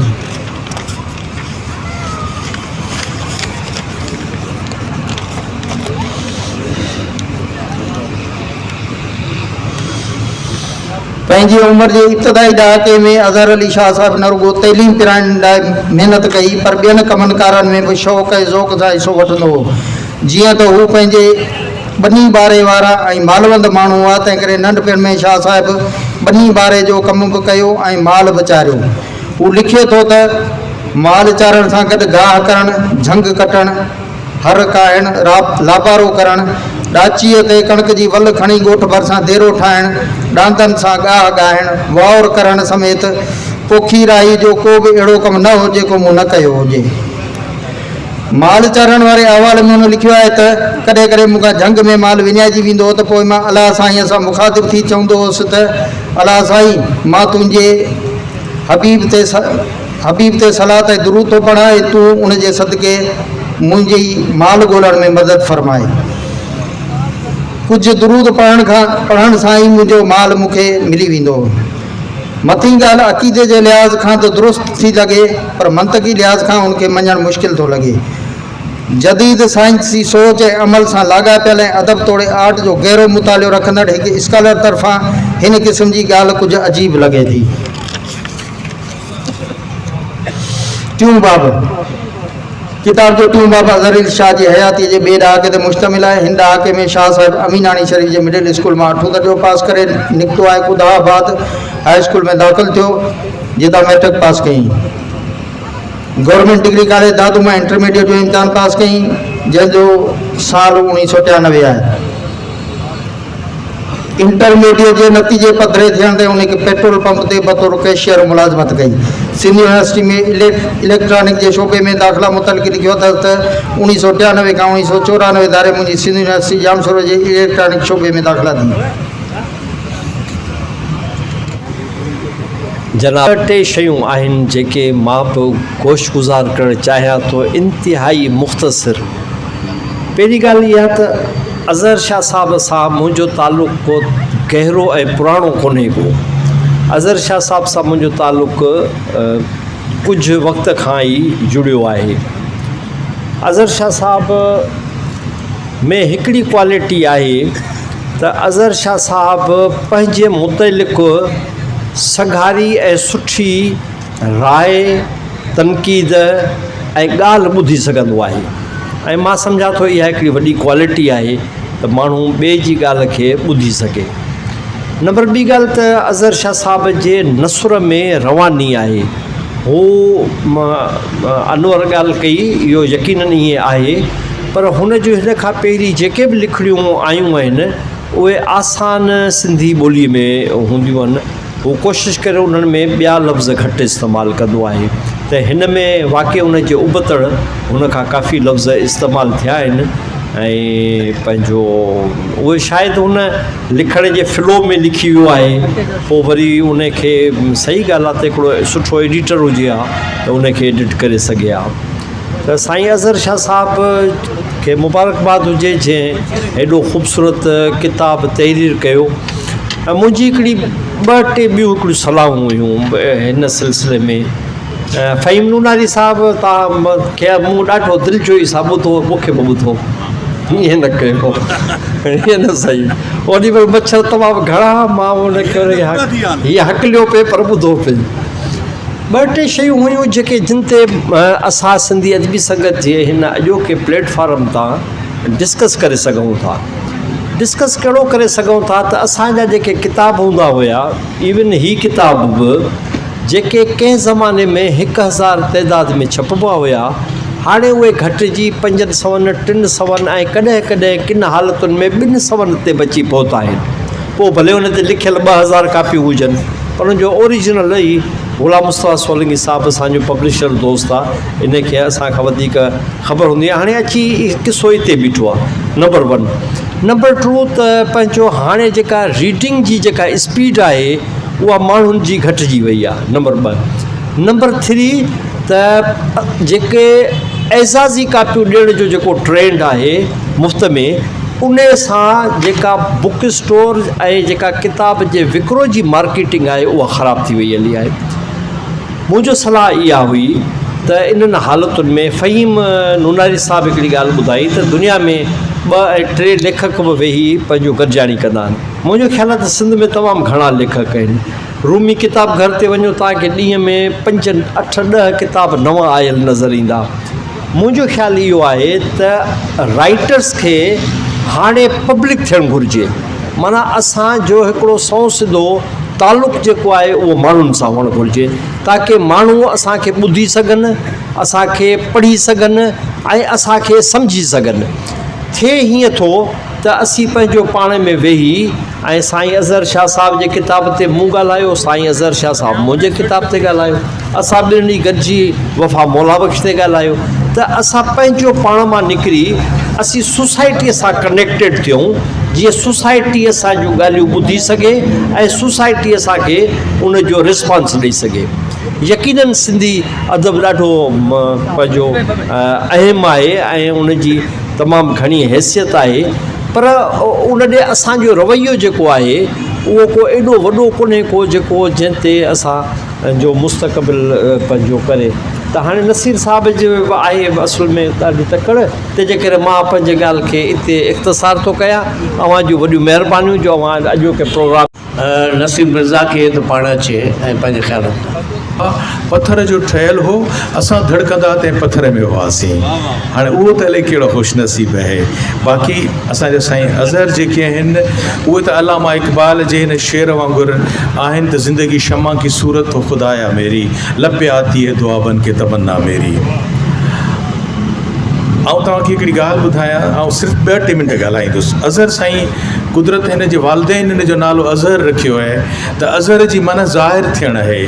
ऐं साईं अज़हर अली शाह साहिबु हिन किताब में पंहिंजो पाण खे 5 चैप्टर्स में ज़ाहिर कयो आहे। तव्हांखे हिकिड़ी अजीब हैरत थींदी त साईं 50 वरनि जा आहिनि त हुननि हिन किताब में पंहिंजी आत्मकथा खे असांजी सवलाईअ जे लाइ हीअ निहायत इनोवेटिव ॻाल्हि आहे, न त हर को आत्मकथा लिखे थो। साईं जी ख़ूबसूरती इहा हुई, साईं जो जेको आर्ट आहे उहो इहो आहे त हुन पंहिंजी 50 साला ज़िंदगीअ खे 10 सालनि ऐं ॾहाकनि में विरहाए 5 चैप्टर आहिनि जेके इंतिहाई हुनजी जदोजहद ऐं हुनजी जेका बि अकेडमिक शइ आहे, हुनजी इंटेलिजेंट शइ आहे, हुनजी जेका ज़हानत आहे, उनखे हिन मोटिवेशनल अंदाज़ में लिखियो आहे। हिन किताब जो जेको लुबे लुबाब आहे उहो इहो आहे त हिनखे जेकॾहिं नौजवान जेको मुसलसल ज़िंदगीअ जी जदोजहद में मुब्तला आहे उहो हिनखे पढ़ंदो त उहो हिन मां घणो कुझु हासिलु कंदो।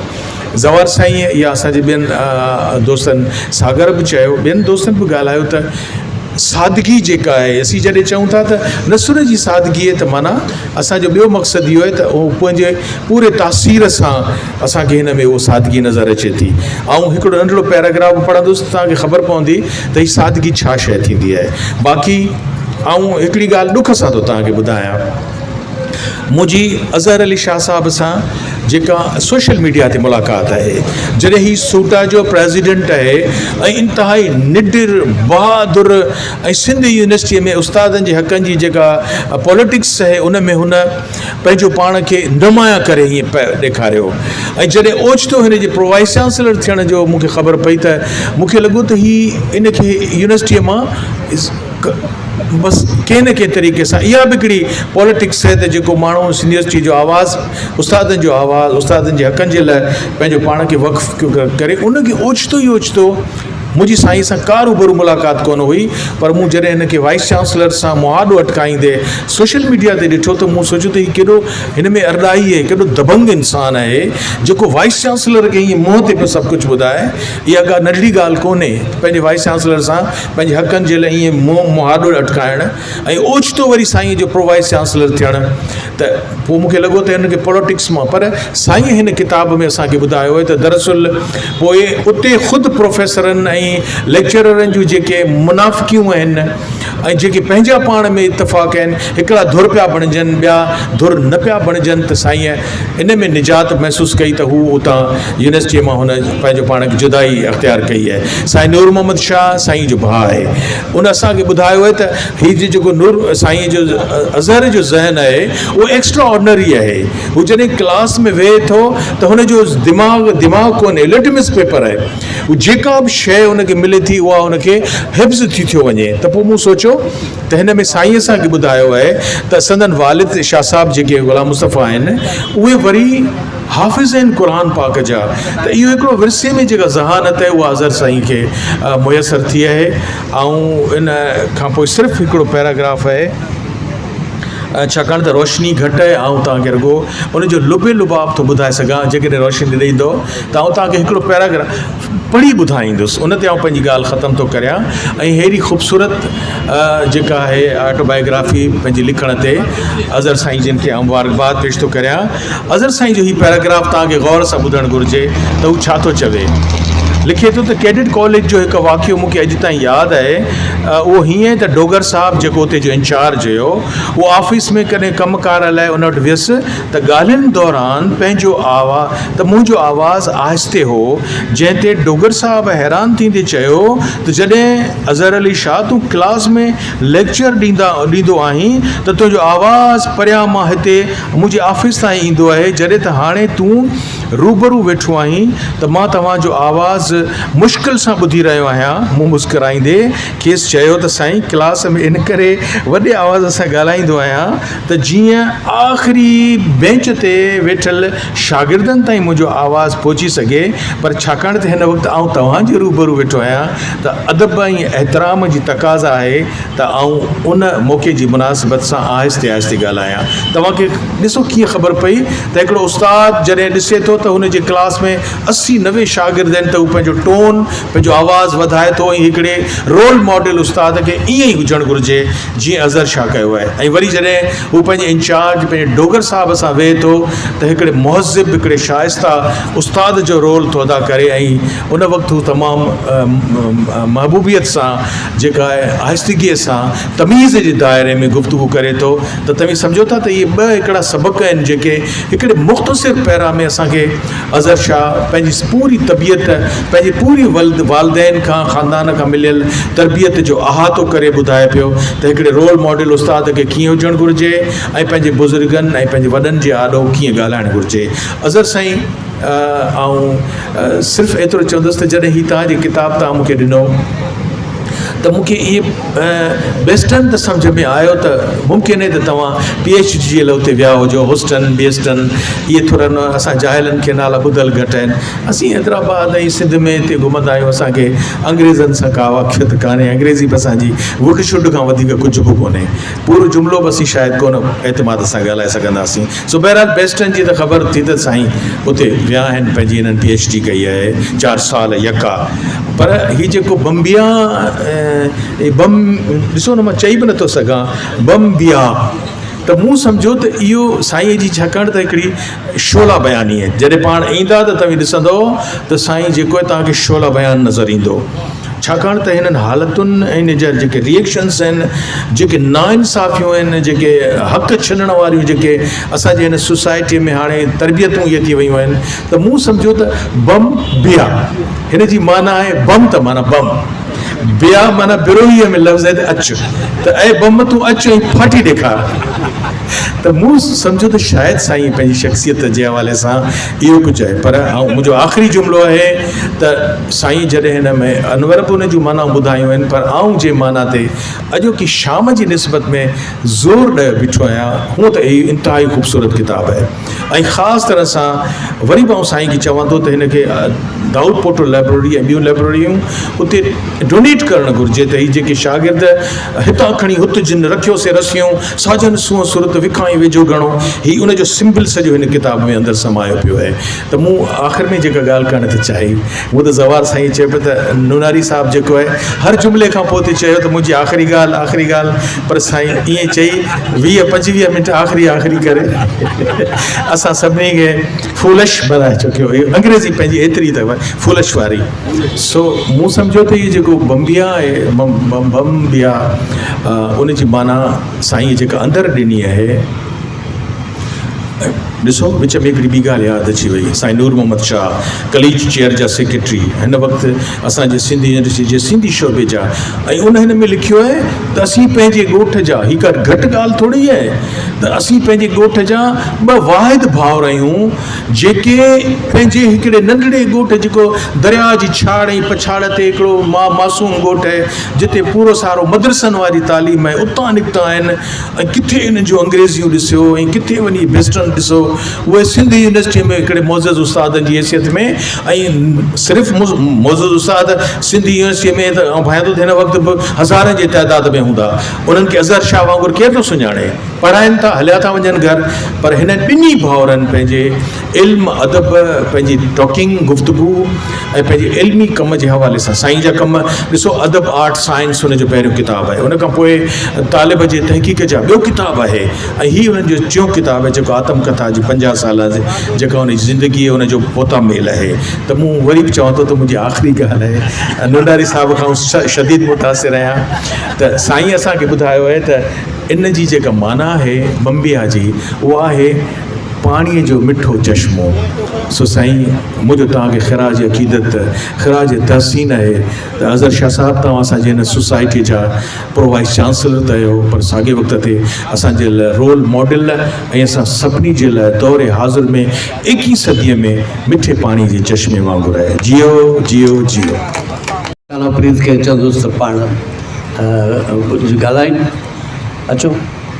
शनाख़्त जे लिहाज़ खां ॾिसिजे त सर अज़हर शाह तां मुंहिंजी शनाख़्त जॾहिं सूटा जे हवाले सां स्ट्रगल शुरू थी हुई सिंध यूनिवर्सिटी में नदीर मुग़ल वारे ज़माने में, त अज़हर अली शाह साहिब जो जेको तारुफ़ हो उहो उन ज़माने खां थियो, ऐं उन खां पोइ हाणे अदबी संगत जे गॾिजाणनि में मातर खे पाण सां गॾु हेठि लान में वेहंदे ॾिठो।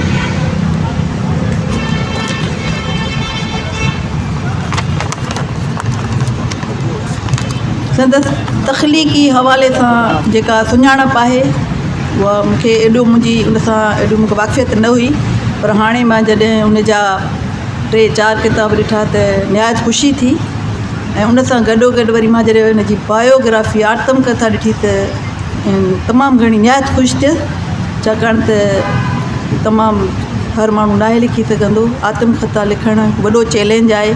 असांजा जेके हिते राइटर्स वेठा आहिनि या जेके असांजा स्टेज ते वेठा आहिनि, मां नथी सम्झां त उन्हनि मां हिन महिल ताईं कंहिं पंहिंजी का आत्मकथा लिखी हुजे। शायदि यादगिरियूं लिखियूं हुजनि, पर ईअं किताबी सूरत में अञा कंहिं हिमत नाहे कई। मां हीउ तजियो लिखियो आहे, तख़लीक़ी तजियो लिखियो आहे त सर जेका पंहिंजी बायोग्राफी लिखी आहे उनखे मां कीअं थी महसूसु कयां, मुंहिंजी परसेप्शन छा आहे, मां उन ख़्याल मां कीअं उनखे महसूसु कयो। मां कुझु शयूं, घणो डिटेल न आहे, कुझु शयूं आहिनि। मौज़ू आहे मां हिन मज़मून जो जीवन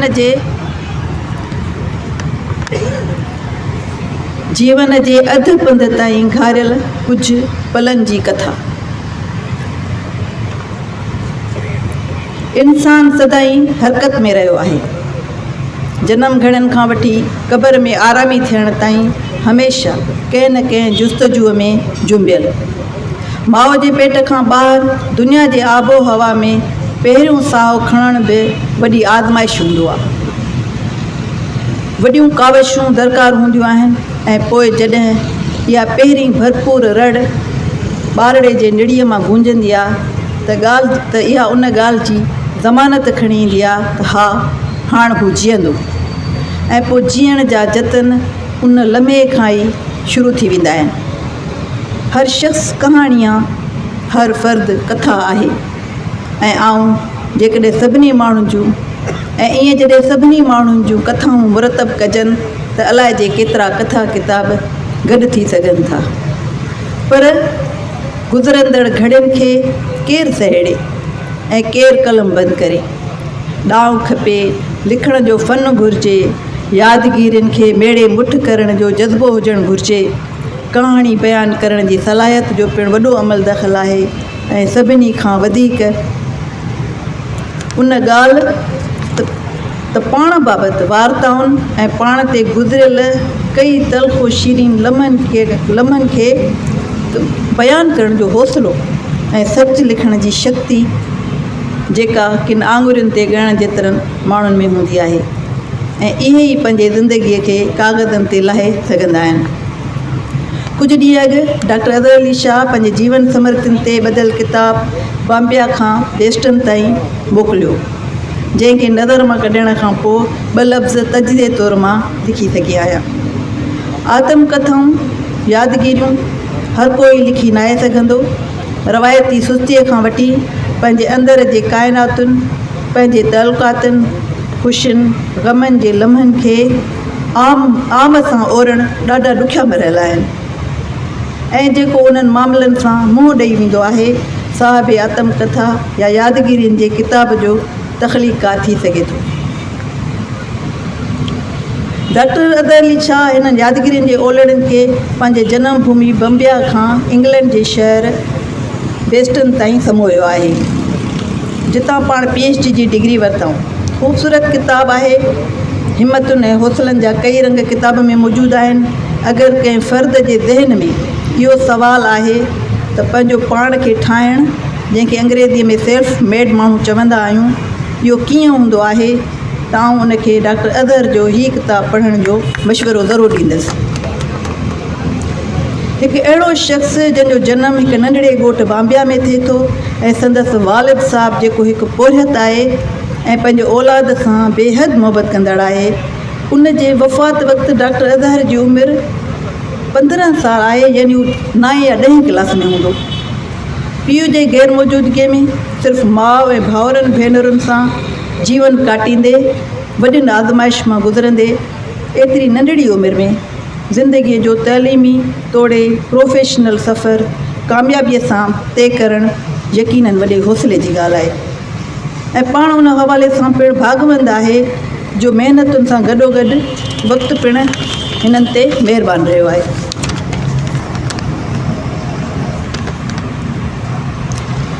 थोरो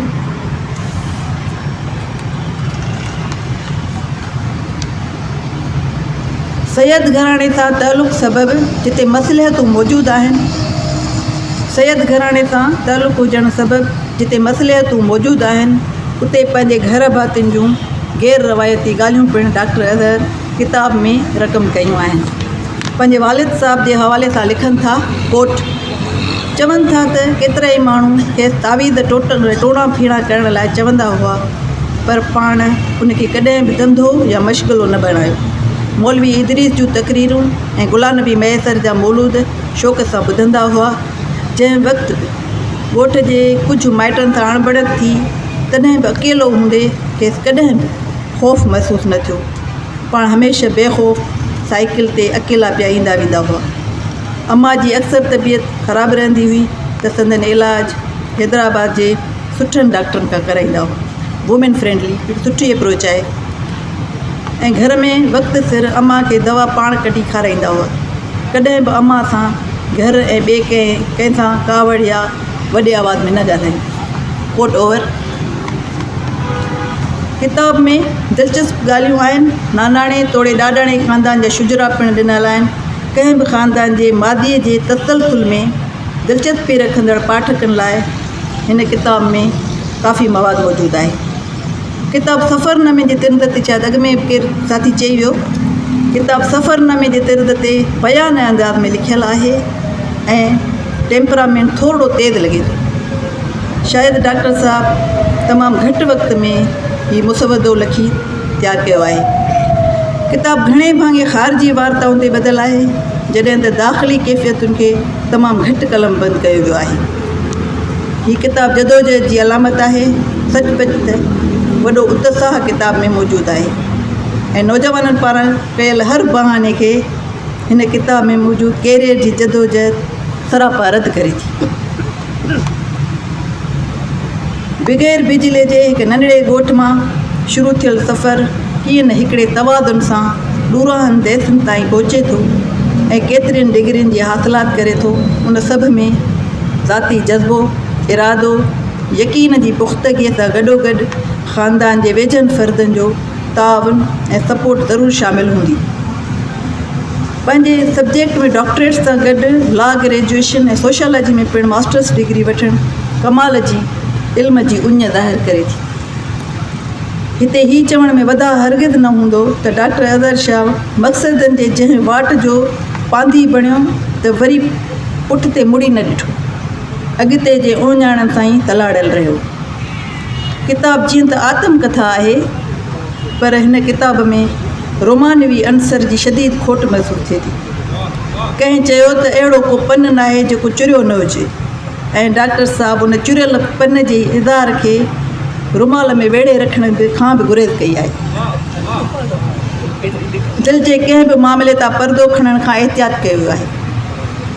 किताबु बहितरीन नियत सां त ज़रूरु लिखियो वियो आहे, पर सेल्फ कंट्रोल सिस्टम तहत इज़ारियल आहे, जंहिं लाइ आदर शाह साहब पाण ई आख़िर में एतिराफ़ करे थो त जेतोणीकि असांजी ज़िंदगीअ में लाहा चाड़ा अचनि था, कमियूं पेशियूं थियनि थियूं, दोस्त मटिजनि दुश्मन थियनि था ऐं दुश्मन मटिजी दोस्त थियनि था, इहो समूरो दुनिया जो कारो वहिंवार रहियो आहे।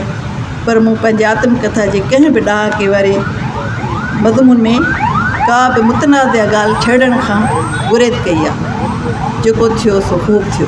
कोट ओवर। हिननि यादगिरियुनि जे किताब में केतिरियूं ई मस्बत ॻाल्हियूं मौजूदु आहिनि।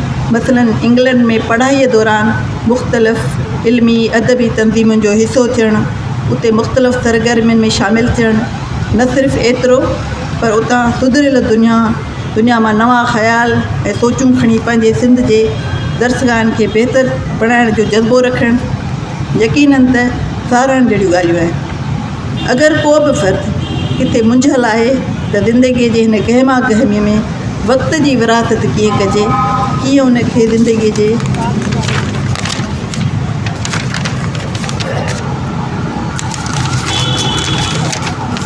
मुख़्तलिफ़ पहलुअनि में विरहाइजे त खेसि हीअ किताबु ज़रूरु पढ़णु घुरिजे। हीअ किताबु टाइम मैनेजमेंट जे शऊर हासिलु करण लाइ हिकु मिसाल आहे। जिते हीअ किताबु उत्साहींदड़ आहे, उते डॉक्टर अज़हर कुझु रवायती मजबूरियुनि जो शिकार पिणु थियो आहे। किताब में ख़ानदान जे मुख़्तलिफ़ फ़र्दनि जे ज़िक्र वक़्तु 70% ताईं औरतुनि जा नाला न आहिनि ॾिना विया। डॉक्टर साहब पंहिंजी घरवारी ऐं पंहिंजे माउ जो नालो बि किताब में शामिलु नाहे कयो। औरतुनि जी तइलीम जो को बि ज़िक्र कोन्हे, जॾहिं त मर्दनि जा मुकमल तारीफ़ संदन तालीम ऐं उहिदनि समेत ॾिनल आहिनि। पोइ बि आउं मुतमिन आहियां त हिकु ॾींहुं असांजे सोच जे पेरनि मां इहे मसलियतुनि जूं ज़ंजीरूं ज़रूरु टुटंदियूं ऐं असां मुकमल आज़ादु थी पंहिंजूं कथाऊं कलम बंदि करे सघंदासीं। आत्मकथा जे हवाले सां मुख़्तसिर किताबु आहे, पर निहायत दिलचस्प वार्ताउनि सां भरपूर आहे। इंग्लैंड में पढ़ाईअ दौरान पंहिंजे घरवारीअ ऐं ॿारनि खे घुराइणु, उते फैमिली लाइफ गुज़ारणु, संदसि घरवारी जो पिणु उते नौकिरी करे घर खे मुआशी सपोर्ट ॾियणु, इहे सभु ॻाल्हियूं पढ़ंदे सुठो लॻो। किताबु पंहिंजी गिरफ़्त मां नथो कढे।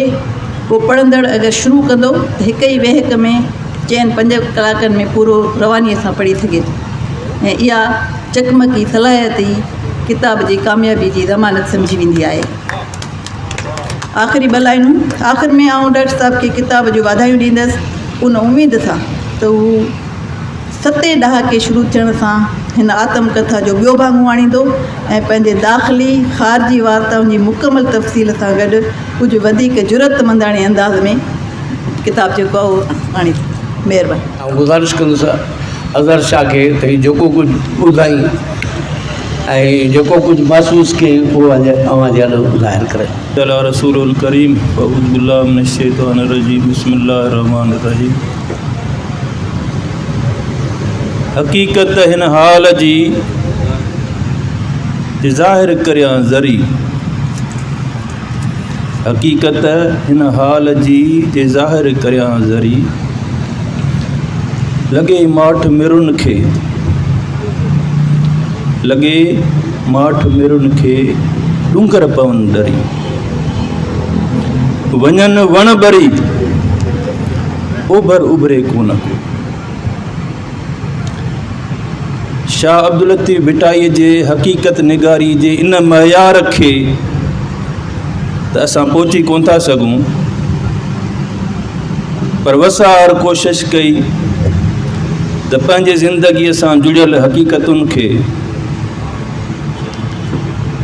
कंहिं तरीक़े सां बयानु कजे ऐं उन बयान जो नालो बम्बिया खां बीस्टन ताईं सोचियो। बम्बिया जिते मुंहिंजो जनमु थियो ऐं बीस्टन जिते मुंहिंजो शऊरी जनमु थियो। त हिकिड़ो जिस्मानी जनमु आहे ऐं ॿियो शऊरी जनमु आहे जिते मूंखे doctor of philosophy ji degree मिली। त इन 50 साल जे ज़िंदगीअ खे मैडम जो जेको तज़ियो हुयो सो बिल्कुलु हक़ीक़त आहे। त त मूं गॾोगॾु ॿिनि किताबनि ते मां कमु करे रहियो हुउसि, बल्कि अञा बि 3 किताब हुया। वेकेशन में मां कोशिशि कंदो आहियां त समर वारी वेकेशन में जेतिरो मां लिखी सघां थो, छो त घर वेठा हूंदा आहियूं ऐं सुठो टाइम मिलंदो आहे, उनखे मां पूरो यूटिलाइज़ कयां। पहिरियां तहक़ीक़ी मकाला पंहिंजे साइंस जे लिहाज़ सां, कंप्यूटर जे लिहाज़ सां, हाणे वरी किताबनि जे लिहाज़ सां। त मुंहिंजी ज़िंदगी जी जॾहिं शुरूआत थी आहे, जेको हिन किताब में बयानु आहे, त अदब सां, शाइरीअ सां, ड्रामनि सां, रेडियो जे ज़रिए, टेलीविज़न जे ज़रिए। ऐं साईं नसीर मिर्ज़ा हिते वेठो हुयो त रेडियो हैदराबाद बि ॿुधंदा हुआसीं, त रेडियो खैरपुर बि ॿुधंदा हुआसीं। मुख़्तियार मलक जो मोतियन माला राति जो प्रोग्राम ईंदो हो, हितां सुबुह मिराण ऐं ॿिया प्रोग्राम हूंदा हुआ। त मुंहिंजी दिलि उन अदबी ज़ौक़ जी हुई ऐं मुंहिंजो दिमाग़ खे इहो तजसुस हुयो त इहो आवाज़ु हैदराबाद मां ऐं खैरपुर मां हिते कीअं थो पहुचे, हिन जेको दॿो आहे हिन में अंदरि आहे छा, जो माण्हू हुतां थो ॻाल्हाए ऐं हिते असां ॿुधूं वेठा या टेलीविज़न ते ॾिसूं वेठा। त इहा जेका क्यूरियोसिटी हुई, तजसुस हुयो, उन मूंखे साइंस ॾांहुं माइल कयो ऐं दिली तरह मुंहिंजो जेको दिलचस्पी मुंहिंजी हुई उहा अदब ॾांहुं हुई, शाइरी ॾांहुं हुई, लिटरेचर ॾांहुं हुई।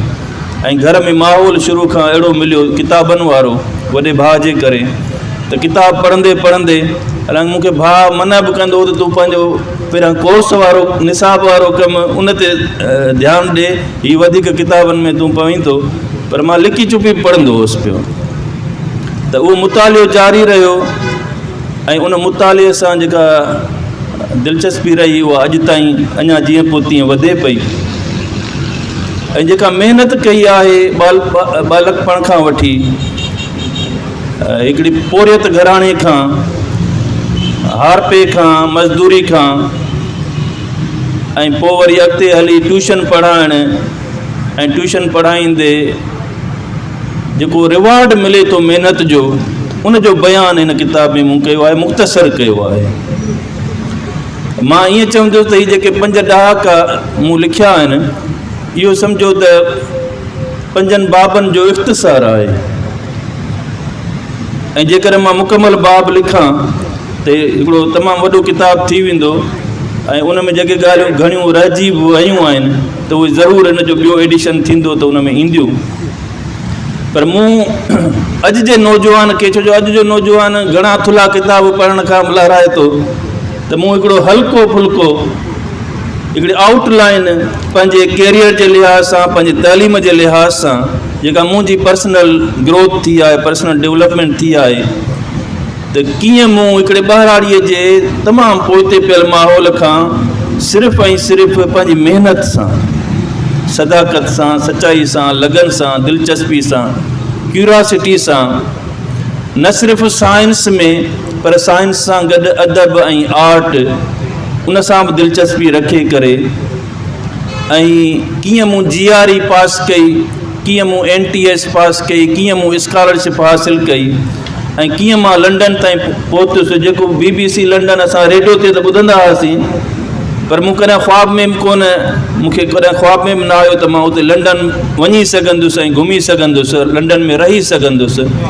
लंडन जे ब्रूनल यूनिवर्सिटी में ट्रेनिंग हासिलु करे सघंदुसि, ऑक्सफर्ड यूनिवर्सिटी में हफ़्तनि जा हफ़्ता रही मां ट्रेनिंग हासिलु करे सघंदुसि, कैम्ब्रिज यूनिवर्सिटी में वञी सघंदुसि, जेके वॾा नाला आहिनि, मैनचेस्टर यूनिवर्सिटी, ऐं उन खां पोइ वरी मुख़्तलिफ़ मुल्कनि में, America, Canada, Australia, Niagara Falls, Jordan, Iran, China, अहिड़नि मुल्कनि ते, अहिड़नि मागनि ते, अहिड़नि जायुनि ते, जेको हक़ीक़त पुछो त ख़्वाब ख़्याल में बि न हुयो। मां जॾहिं कॉलेज में पढ़ंदो हुउसि त मुंहिंजो वधि में वधि जेको ख़्वाब हूंदो उहो हूंदो त काश मां प्रिंसिपल थी सघां। ॾाढो सुठी, असांजो प्रिंसिपल हूंदो कन्यालाल, डिग्री कॉलेज दादू में, ॾाढी सुठी इंग्लिश ॻाल्हाईंदो हुयो, इंग्लिश असांखे पढ़ाईंदो हुयो, पोइट्री पढ़ाईंदो हुयो, ऐं ॾाढो सुठो लेक्चर ॾींदो हुयो। त मूंखे मुंहिंजो इहो ख़्वाबु हूंदो त काश मां बि उस्ताद थी सघां, प्रिंसिपल थी सघां, उस्ताद थी सघां, सुठो पढ़ाए सघां। त उस्ताद थियण जो ख़्वाबु रहियो ऐं कुदरत उहो मौक़ो ॾिनो त मां कॉलेज खां मथे यूनिवर्सिटी लेवल ते उस्ताद थियुसि ऐं उस्तादनि जी सरबराही बि कई।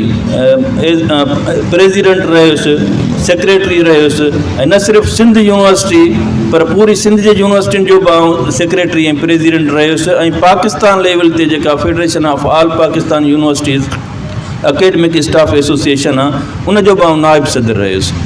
त पूरे पाकिस्तान जो सिंध जो उस्तादनि जी नुमाइंदगी कई, उन्हनि जा मसाइला हल कया, तइलीमी निज़ाम जे मयार जे लिहाज़ सां सिंध यूनिवर्सिटी खां वठी ॿियनि यूनिवर्सिटियुनि ताईं, ऐं उन्हनि ते हिकिड़ो किताब बि लिखियो मज़मूननि जो, जेको मुंहिंजो पहिरियों किताबु 2017 में आयो आहे, सिंध जे यूनिवर्सिटियुनि में सुधारनि जी ज़रूरत।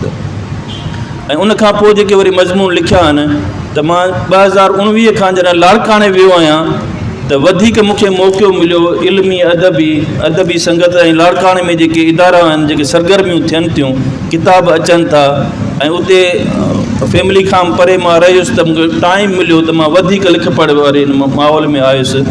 त पोइ जेको इंग्लैंड में मूं ॾिठो त हिकिड़ो संगम आहे साइंस जो, आर्ट जो, अदब जो, जेको 1960 खां इंग्लैंड में, यूरोप में, ॿियनि मुल्कनि में शुरू थियो आहे।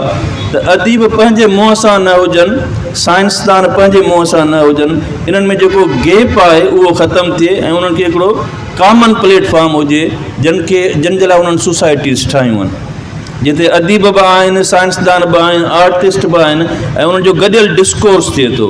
ऐं उन गॾियल डिस्कोर्स सां जेका गॾियल ॾाहप कलेक्टिव विज़डम मुआशिरे खे मिले थी ऐं उन सां जेके राहूं हमवार थियनि थियूं, मसाइला हल थियनि था, त उनजो मुआशिरे खे फ़ाइदो मिले थो। त उते मूं उन जी पार्टिसिपेशन कई ऐं उन ई गस ते मूं ॿियो जेको किताबु लिखियो साइंस अदब ऐं आर्ट, जंहिंजी बि सिंधी अदबी संगत हैदराबाद जे तरफ़ां महूरत थी, काफ़ी दोस्त उन में उन्हनि शिरकत कई। उन खां पोइ उन ई तसलसल में ॿिया मज़मून लिखिया, जंहिंजो वरी टियों किताबु आयो तालिब जे तहक़ीक़ जा, ऐं उन खां पोइ चोथों किताबु आहे, पंजो किताबु प्रेस में आहे। त मां पंहिंजे ज़िंदगी खे सफल सम्झां थो त 5 ॾहाकनि जे हिन अरसे में मां 5 किताब सिंधी अदब में तख़लीक़ कया आहिनि ऐं उन 5 किताबनि सां गॾु मूं 50 खनि साइंस कंप्यूटर जे फील्ड में, जिन में इंडस स्क्रिप्ट ते बि मूं तहक़ीक़ कई आहे त उनजी असां डिसेफरमेंट कीअं कयूं, उनजी भांज कीअं कयूं, सिंधी ॿोली जे लाइ प्रोग्रामिंग में असां इंटरफेस कीअं ठाहियूं, उहो मूं एमफिल में तहक़ीक़ कई आहे। त ॿोलीअ जे लिहाज़ सां, सिंधी ॿोलीअ जी डिजिटलाइज़ेशन जे लिहाज़ सां, कंप्यूटराइज़ेशन जे लिहाज़ सां उन ते बि कमु कयो आहे, त अदब जे लिहाज़ सां बि कमु कयो आहे, आर्ट जे लिहाज़ सां बि कमु कयो आहे। ऐं हाणे मूंखे ख़ुशी आहे त मां दादू में असां कोशिशि कई आहे त आर्ट्स काउंसिल जो क़याम करे ऐं उते उन आर्ट्स काउंसिल जे ज़रिए असांजा जेके अहल अदब ऐं जेके फ़नकार आहिनि, मौसीकार आहिनि ऐं ॿिया जेके अदाकार आहिनि, उन्हनि खे असां जोड़ियूं तइलीमी इदारनि सां त असांजे नौजवाननि जी उहा तरबियत थिए। जेको असां अदब खां परते वियो आहे नौजवान ऐं उन्हनि में मायूसी आहे, फ्रस्ट्रेशन आहे, त उन्हनि खे असां उन्हनि इदारनि सां, उन्हनि सहूलियतुनि सां जोड़े हिकिड़ो अहिड़ो माहौल सिंध में मुहैया कयूं जिन सां असां उहा समाजी जागरता आणियूं जेका जागरता शाह अब्दुल लतीफ़ भिटाई ॾिए थो। शाह अब्दुल लतीफ़ भिटाई हिकिड़ो रिनासेंस आहे। मां जॾहिं रिनासेंस पढ़ां थो, यूरोप जी रिनासेंस पढ़ां थो, निशाद सानिया पढ़ां थो, त उते इन ई अदब, साइंस ऐं आर्ट जी नए सिरे सां उन्हनि जेके दरियाफ़्तूं इजादूं कयूं आहिनि, उहो फ़िक्र असांखे शाह अब्दुल लतीफ़ भिटाई जी शाइरी में मिले थो। उहो फ़िक्र असांखे साईं GM सैद जे किताबनि में मिले थो। उहो फ़िक्र असांखे उस्ताद बुखारी जी शाइरी में मिले थो, शेख हयाज़, ही साईं वारा सभु जेके वेठा आहिनि, तव्हां सभु जेके वेठा आहियो, असां उन फ़िक्र जो तसलसल आहियूं। पर उन फ़िक्र खे अमली तरह मुआशिरे में कीअं असां इम्प्लीमेंट कयूं ऐं मुआशिरे खे असां चेंज कयूं, तब्दील कयूं, उन जे लाइ मूं वटि मिसाल आहे चाइना जो मशहूरु, जेके चाइना जे अदब जो, जदीद अदब जो बानी सम्झो वञो थो, लू शुन बुनियादी तरह सां उहो मेडिकल डॉक्टर हुयो ऐं डॉक्टरी पढ़ाईंदो हुयो। पर पोइ हुन चयो त असांखे मुआशरे में माण्हुनि जे जिस्मानी बीमारियुनि खां वधीक असांखे माण्हुनि जे ज़हनी ऐं शऊरी आबियारी करण जी वधीक ज़रूरत आहे। तंहिंजे करे हुन मेडिकल प्रोफेशन सां गॾु अदब पढ़णु शुरू कयो, शाइरी करणु शुरू कई, कहाणियूं लिखणु शुरू कयूं ऐं उन सां न्यू कल्चर मूवमेंट, नई सकाफ़ती मूवमेंट चाइना में आई आहे ऐं उन सां चाइना में जेका तब्दीली आहे, मॉडर्नाइज़ेशन थी आहे, त उन मॉडर्नाइज़ेशन जो बिज विझंदड़ लू शुन आहे। ऐं उन मॉडर्नाइज़ेशन जे पैटर्न ते मुंहिंजी जेका कोशिशि इहा आहे, मुंहिंजो जेको हिन में अदबी खेतर में जेका कोशिशूं आहिनि उहो इहो आहे त जीअं चाइना में इहा ट्रांसफॉर्मेशन आई आहे, जीअं यूरोप में इहा ट्रांसफॉर्मेशन आई आहे, त असां बि अमली तरह कोशिशि कयूं जेको वसार करे सघूं था त पंहिंजे नौजवाननि ताईं, पंहिंजे ईंदड़ जेके असांजे मुस्तक़बिल जा महिमार आहिनि उन्हनि ताईं घटि में घटि इहो बिज त पहुचाइजे, इहो ख़्यालु त पहुचाइजे त असां हिन तरीक़े सां, हिन दग सां पंहिंजे हिन मुआशरे खे, पंहिंजे हिन धरतीअ खे अमन वारो, सुकून वारो, तरक़ी वारो, ख़ुशहाली वारो हिकिड़ो मुस्तक़बिल ॾेई सघूं था। उन अमन, तरक़ी ऐं ख़ुशहाली वारे मुस्तक़बिल जी ॻाल्हि जो तसलसल उहो हिन आतमकथा में बि आहे ऐं ॿियनि किताबनि में बि आहे। ऐं मूं जॾहिं ॿियनि किताबनि जी जॾहिं महरतूं थियूं त उन में जेके तबसरा आया, तज़िया आया, उन में एतिरी गहराई मूंखे महसूसु कोन थी जेका हिन किताब में अॼु जेका मूं ॻाल्हियूं ॿुधियूं आहिनि सभिनी दोस्तनि जूं, त छो जो आतमकथा खे दिलचस्पी सां पढ़ियो बि वञे थो, ॿिया मज़मून ख़ुशि कनि के पढ़नि था की जेका ॻाल्हि मां गहराई में वञी करणु चाहियो उन्हनि किताबनि में ओसि ताईं माण्हू कोन पहुता। तंहिंजे करे हाणे मां सोचां पियो त हाणे जॾहिं मां लिखंदुसि त मज़मूननि जे बजाए मुंहिंजो मनसूबो इहो आहे त आउं थिएटर लिखां, ऐं ड्रामा लिखां ऐं उहे हिन आर्ट्स काउंसिल जे ज़रिए जंहिंजे लाइ मां कोशिशि कयां पियो दादू में, त उहो स्क्रीन ताईं असां पहुचायूं। त अॼु जो जेको नौजवान आहे उहो पढ़ण जे बजाए ॾिसणु वधीक पसंदि करे थो, त असां पंहिंजो जेको मीडियम आहे उहो चेंज करे मज़मून निगारी खां मां हाणे कोशिशि कंदो त हाणे 300 खनि मज़मून मूं लिखिया आहिनि, 5 किताब मूं लिखिया आहिनि, पर मज़मून एतिरा नथा पढ़िया वञनि ऐं एतिरो फीडबैक नथो मिले ऐं एतिरो असांजी उहा अवेयरनेस जेका असां चाहियूं था उहा नथी थिए, त असां पंहिंजो मीडियम चेंज कयूं ऐं नवाण आणियूं ड्रामनि में, सिंधी ड्रामनि में, सिंधी थिएटर में नवाण आणियूं।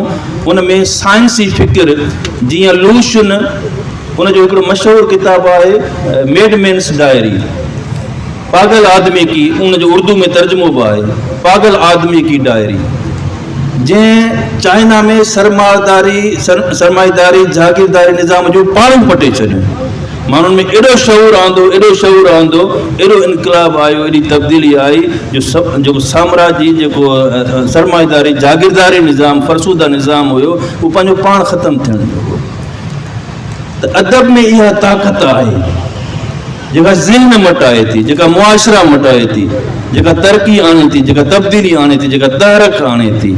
त उन अदब खे असां थिएटर सां, आर्ट्स काउंसिल जे ज़रिए ऐं जेका सोशल मीडिया आहे, हिन सोशल मीडिया जे ज़रिए, मोबाइल जे ज़रिए असां नौजवाननि ताईं पहुचायूं ऐं उहा जेका तब्दीली असां चाहियूं था, जेका तब्दीली शेख अयाज़ चाही, जेका तब्दीली भिटाई साईं चाही, जेका तब्दीली असां सभु चाहियूं था, त उहा तब्दीली असांजे मुआशरे में अचे।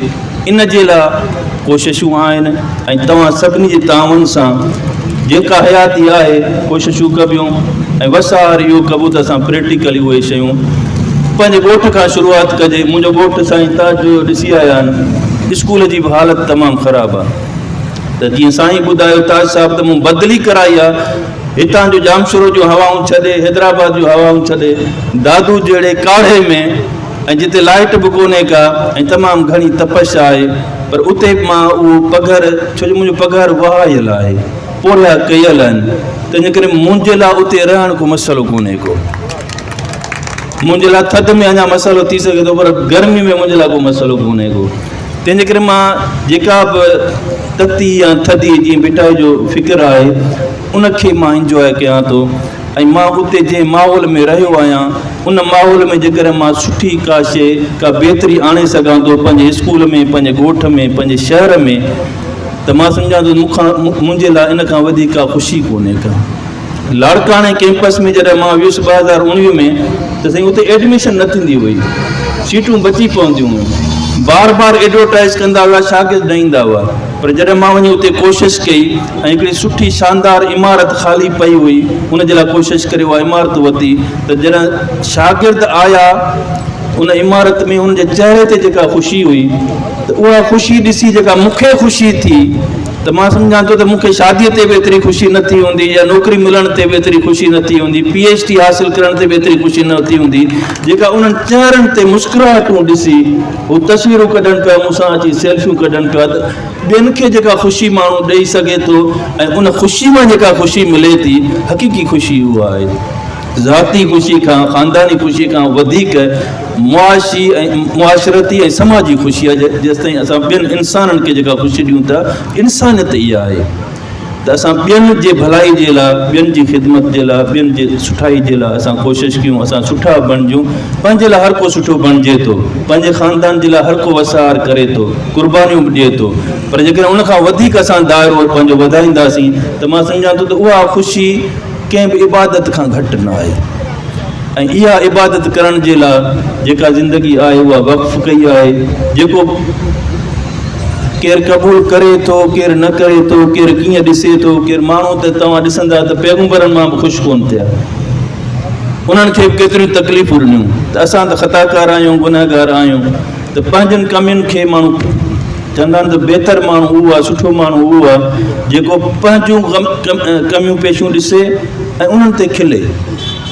ॿियनि ते खिलण जे बजाए, ॿियनि जे ग़लतियुनि ते खिलण जे बजाए पंहिंजूं ग़लतियूं सम्झे ऐं उन्हनि ते खिले, त उन माण्हू खां वधीक को माण्हू प्रोग्रेसिव थी कोन थो सघे, तरक़ी पसंदि थी कोन थो सघे। त इन मॉडल ते कोशिशि कंदे जेके माज़ीअ में कमियूं पेशियूं थियूं आहिनि उन्हनि खां माण्हू उन्हनि खे दरगुज़र करे ऐं अॻिते जे लाइ जेतिरो वधीक बहितर करे सघे थो, जीअं पोइ तीअं माण्हू सिखे थो। मां जेको हर सेमेस्टर में पढ़ायां थो, जेको लेक्चर ॾियां थो, त वरी जॾहिं ॿिए सेमेस्टर में पढ़ायां थो त मां जेको गुज़रियल पढ़ायां थो उन खां 2-3 कलाक वधीक महिनत करे उन खां वधीक बहितर पढ़ायां थो। ऐं तॾहिं मां हिकिड़ो बहितर शागिर्द आहियां। त अॼु बि वेंदा, मां 2000 खां वठी यूनिवर्सिटी में पढ़ायो आहे, उन खां पहिरियां कॉलेज में बि पढ़ायो आहे, बदीन में बि आर्मी इंटरमीडिएट कॉलेज में पढ़ायो आहे, कैडेट कॉलेज सांगड़ में बि कुझु टाइम पढ़ायो आहे। मुंहिंजे कंहिं बि शागिर्द खां तव्हां पुछंदव त हू जेका तारीफ़ कंदो ऐं मूंखे रिवॉर्ड एतिरो मिले थो उन्हनि शागिर्दनि जो मां CM हाउस वञा थो, गवर्नर हाउस वञा थो, बैंक में वञा थो, कोर्ट में वञा थो, इहे कंप्यूटर जा शागिर्द जिते किथे वेठा आहिनि। ऐं ईअं अची मिलनि था, नाला त यादि कोन था रहनि पर चहिरा उहे यादि रहनि था ऐं उन्हनि खां जेका इज़त एतिराम मिले थो, मां सम्झां थो उनजो को नेमल बदल कोन्हे को। त शुरू खां वठी मां सूटा में बि रहियो आहियां, प्रेसिडेंट रहियो आहियां, पर पहिरियां मां क्लास वरितो आहे। 9 खां 12 ताईं मुंहिंजो उसूल रहियो आहे त हर रोज़ु मां हर हफ़्ते में 3 सब्जेक्ट पढ़ायां थो, अॼु बि पढ़ायां थो। हींअर मां इंग्लिश वारनि खे ड्रामा पढ़ायां थो, छो जो MA सोशियोलॉजी आहे त जेके माइनर सब्जेक्ट आहिनि इंग्लिश में उहे मां पढ़ायां थो। बिज़नेस वारनि खे बि कंप्यूटर पढ़ायां थो, त IT त मुंहिंजो पंहिंजो सब्जेक्ट आहे। त इन्हनि 3 डिपार्टमेंट में मां सब्जेक्ट पढ़ायां थो ऐं उन्हनि खे शागिर्दनि खे जेको असां जॾहिं महिनत करे ऐं डिलीवर कयूं था त उन्हनि जी जेका दिलचस्पी जुड़े थी, त मां जॾहिं जितां कैंपस तां छॾींदो आहियां, उहो लाड़कानो हुजे या नौशहरो फिरोज़ हुजे, त उहे शागिर्द रहंदा आहिनि त साईं असांखे तव्हां एतिरो सुठो माहौल ॾिनो, हाणे पहिरियां असांखे केरु पुछंदो कोन हुयो, हाणे वरी असां ईअं थी वेंदासीं। त उहो तव्हां मुंहिंजे परपुठ बि तव्हांखे इहो फीडबैक मिली सघे थो। ऐं मुंहिंजो हमेशह उसूल इहो रहियो आहे त बुनियादी तरह मां उस्ताद आहियां, त पहिरियां पढ़ाइण खां पोइ असां भलाईअ जो कमु, उहो उस्तादनि जी भलाई जो कमु हुजे, शागिर्दनि जी भलाई जो कमु हुजे, मुआशरे जो भलाई जो कमु हुजे, जेका करे सघूं था उनखे इबादत सम्झी असां कयूं पिया, पाण पतोड़ियूं पिया। हीअ लिखणु पढ़णु इन खां वधीक कुझु आहे ई कोन। असांजो त मज़हब, असांजो अक़ीदो इहो आहे त आलिम जी मस खां वधीक शहीद जो रत बि न आहे। शहीद जे रत खां बि वधीक आलिम जी मस आहे, कलम आहे, उनजो तक़दस आहे। इन अक़ीदे जा थी करे असां जेकॾहिं इल्मु अदब जो उहो एतिराम कयूं, उहो इज़त कयूं, उस्ताद जो उहो इज़त ऐं एतिराम कयूं, त मां सम्झां थो असां बहितर सिंध, नई सिंध, जदीद सिंध जेका जोड़णु चाहियूं था, स्कूल जो मयार जेको करणु चाहियूं था, कॉलेज जो मयार जेको करणु चाहियूं था, यूनिवर्सिटी जो करणु चाहियूं था, ख़ानदान जो करणु चाहियूं था, समाज जो करणु चाहियूं था, त उहो उनजो दग इहो इल्मु वारो आहे। दग इहो स्कूल वारो आहे, दग इहो कॉलेज वारो आहे, यूनिवर्सिटी वारो आहे। ऐं हीउ जेको सिंधी अदबी संगत आहे इहो सम्झो त हिकिड़ो स्कूल आहे।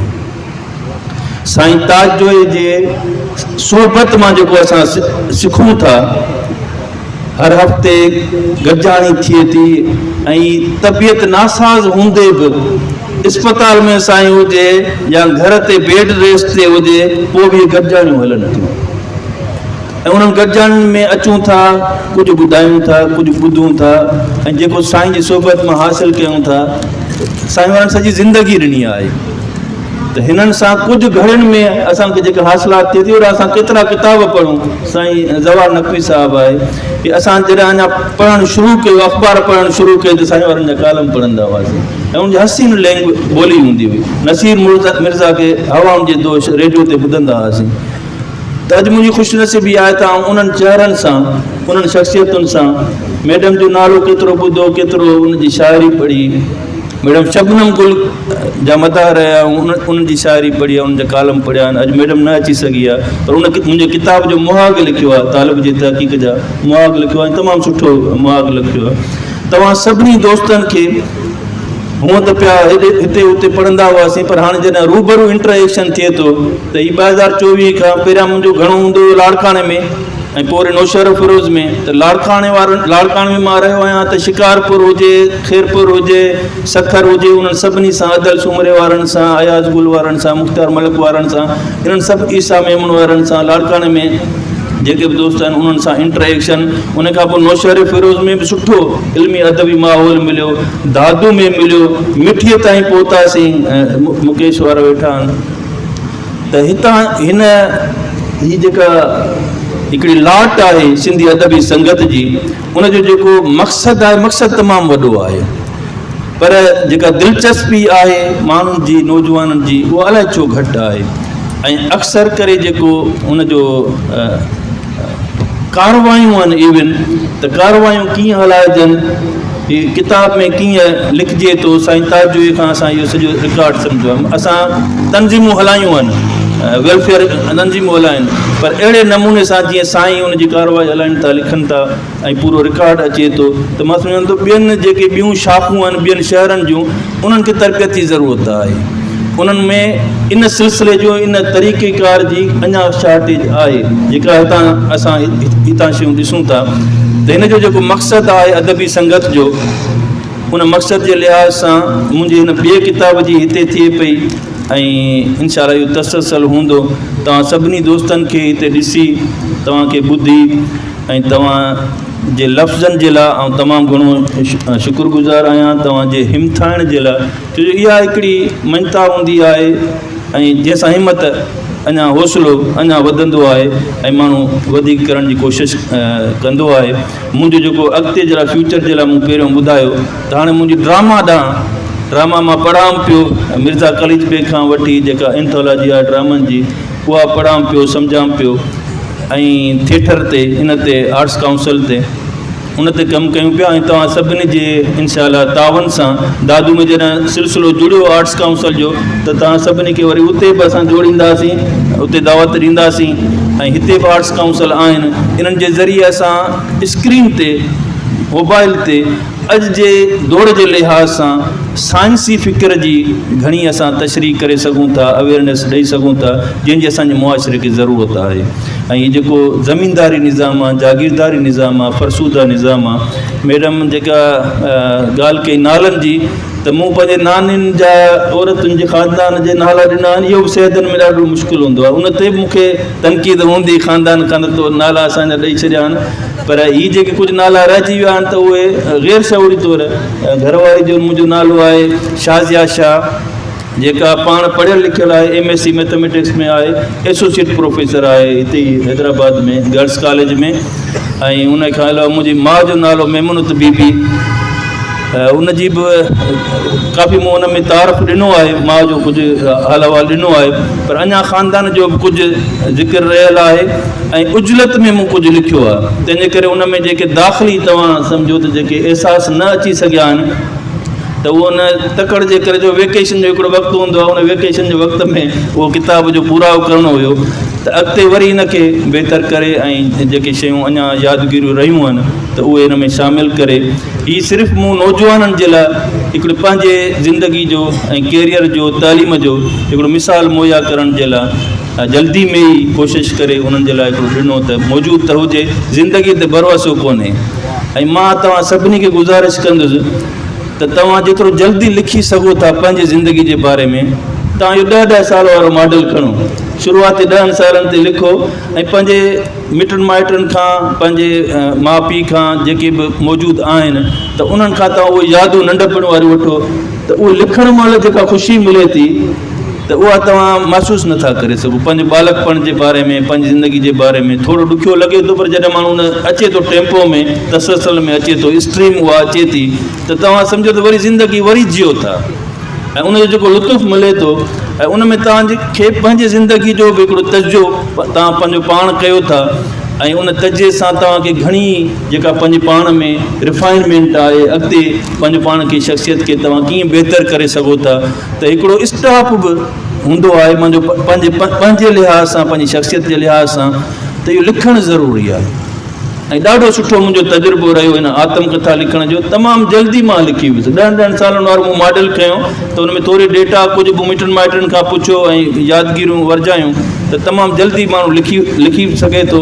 10 सालनि ते तव्हां हिकिड़ो मज़मून लिखो, 10 सालनि ते तव्हां हिकिड़ो बाब लिखो, वरी ॿिया 10 साल लिखो, वरी ॿिया 10 साल लिखो, त तव्हांजो किताबु इनशाअल्लाह जल्दी अची वेंदा, असां सभु गॾिजी करे पढ़ंदासीं ऐं इहो तसलसल जारी हूंदो ऐं उन्हनि ते वरी डॉक्यूमेंट्री ठहणु। हाणे जेको मुंहिंजो प्लान आहे त मां इन किताब खे वरी डॉक्यूमेंट्री में, फिल्म में, त उहा अज़हर शाह ॾिसो न, जेके सुधरियल मुआशिरा आहिनि उन में प्रोफेसरनि ते या जेके माण्हू नंढियूं नंढियूं हासिलातूं कनि था मुआशिरे में, उन्हनि ते फिल्मूं ठहनि थियूं।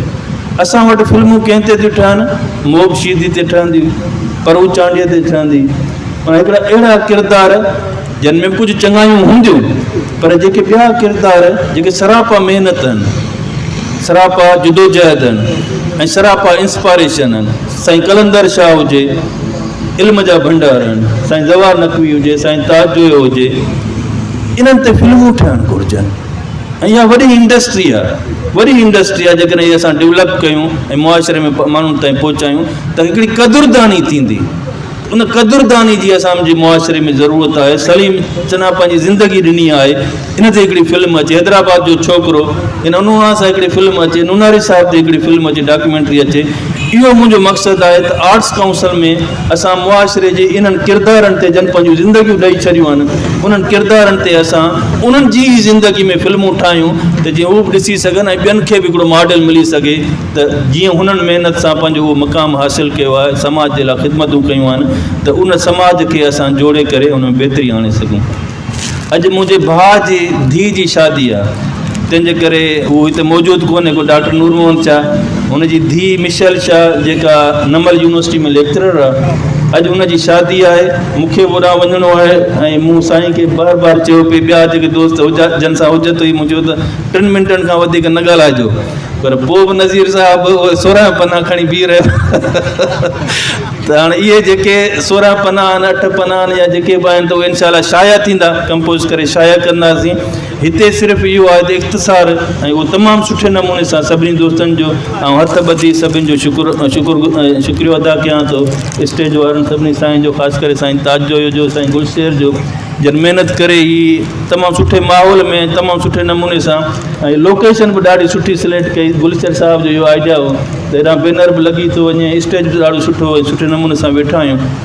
वहीद गाहो जंहिं इमरजेंसी में असांजी जेको आहे जनरेटर वारो मसाइलो हल कयो, तारूं बारूं जोड़े करे, वहीद साहिब जी इन जे मदद जा शुक्रगुज़ार आहियूं। मैडम हसीन वेठी आहे मुसलसल, उन्हनि जी जेको कोशिशूं हिन प्रोग्राम जे अरेंजमेंट जे लिहाज़ सां, मैडम अमर सिंधु ऐं खाना बदोश जी पूरी टीम जा शुक्रगुज़ार आहियूं। ॾाढो सुठे माहौल में दिलि नथी चवे त ॻाल्हि ख़तमु कजे या तक़रीब पूरी थिए, पर हाणे मजबूरियूं बि आहिनि, वरी ॿियो होॾां शादी जो माहौल बि आहे, जेके हलणु चाहिनि शादी में, मानी खाइणु चाहिनि त आरटी में दावत आहे मुख़्तसर दावत, जेके हलणु चाहिनि त उन्हनि खे दावत आहे, न त असांखे इजाज़त, वरी महिरबानी, ख़ुशि।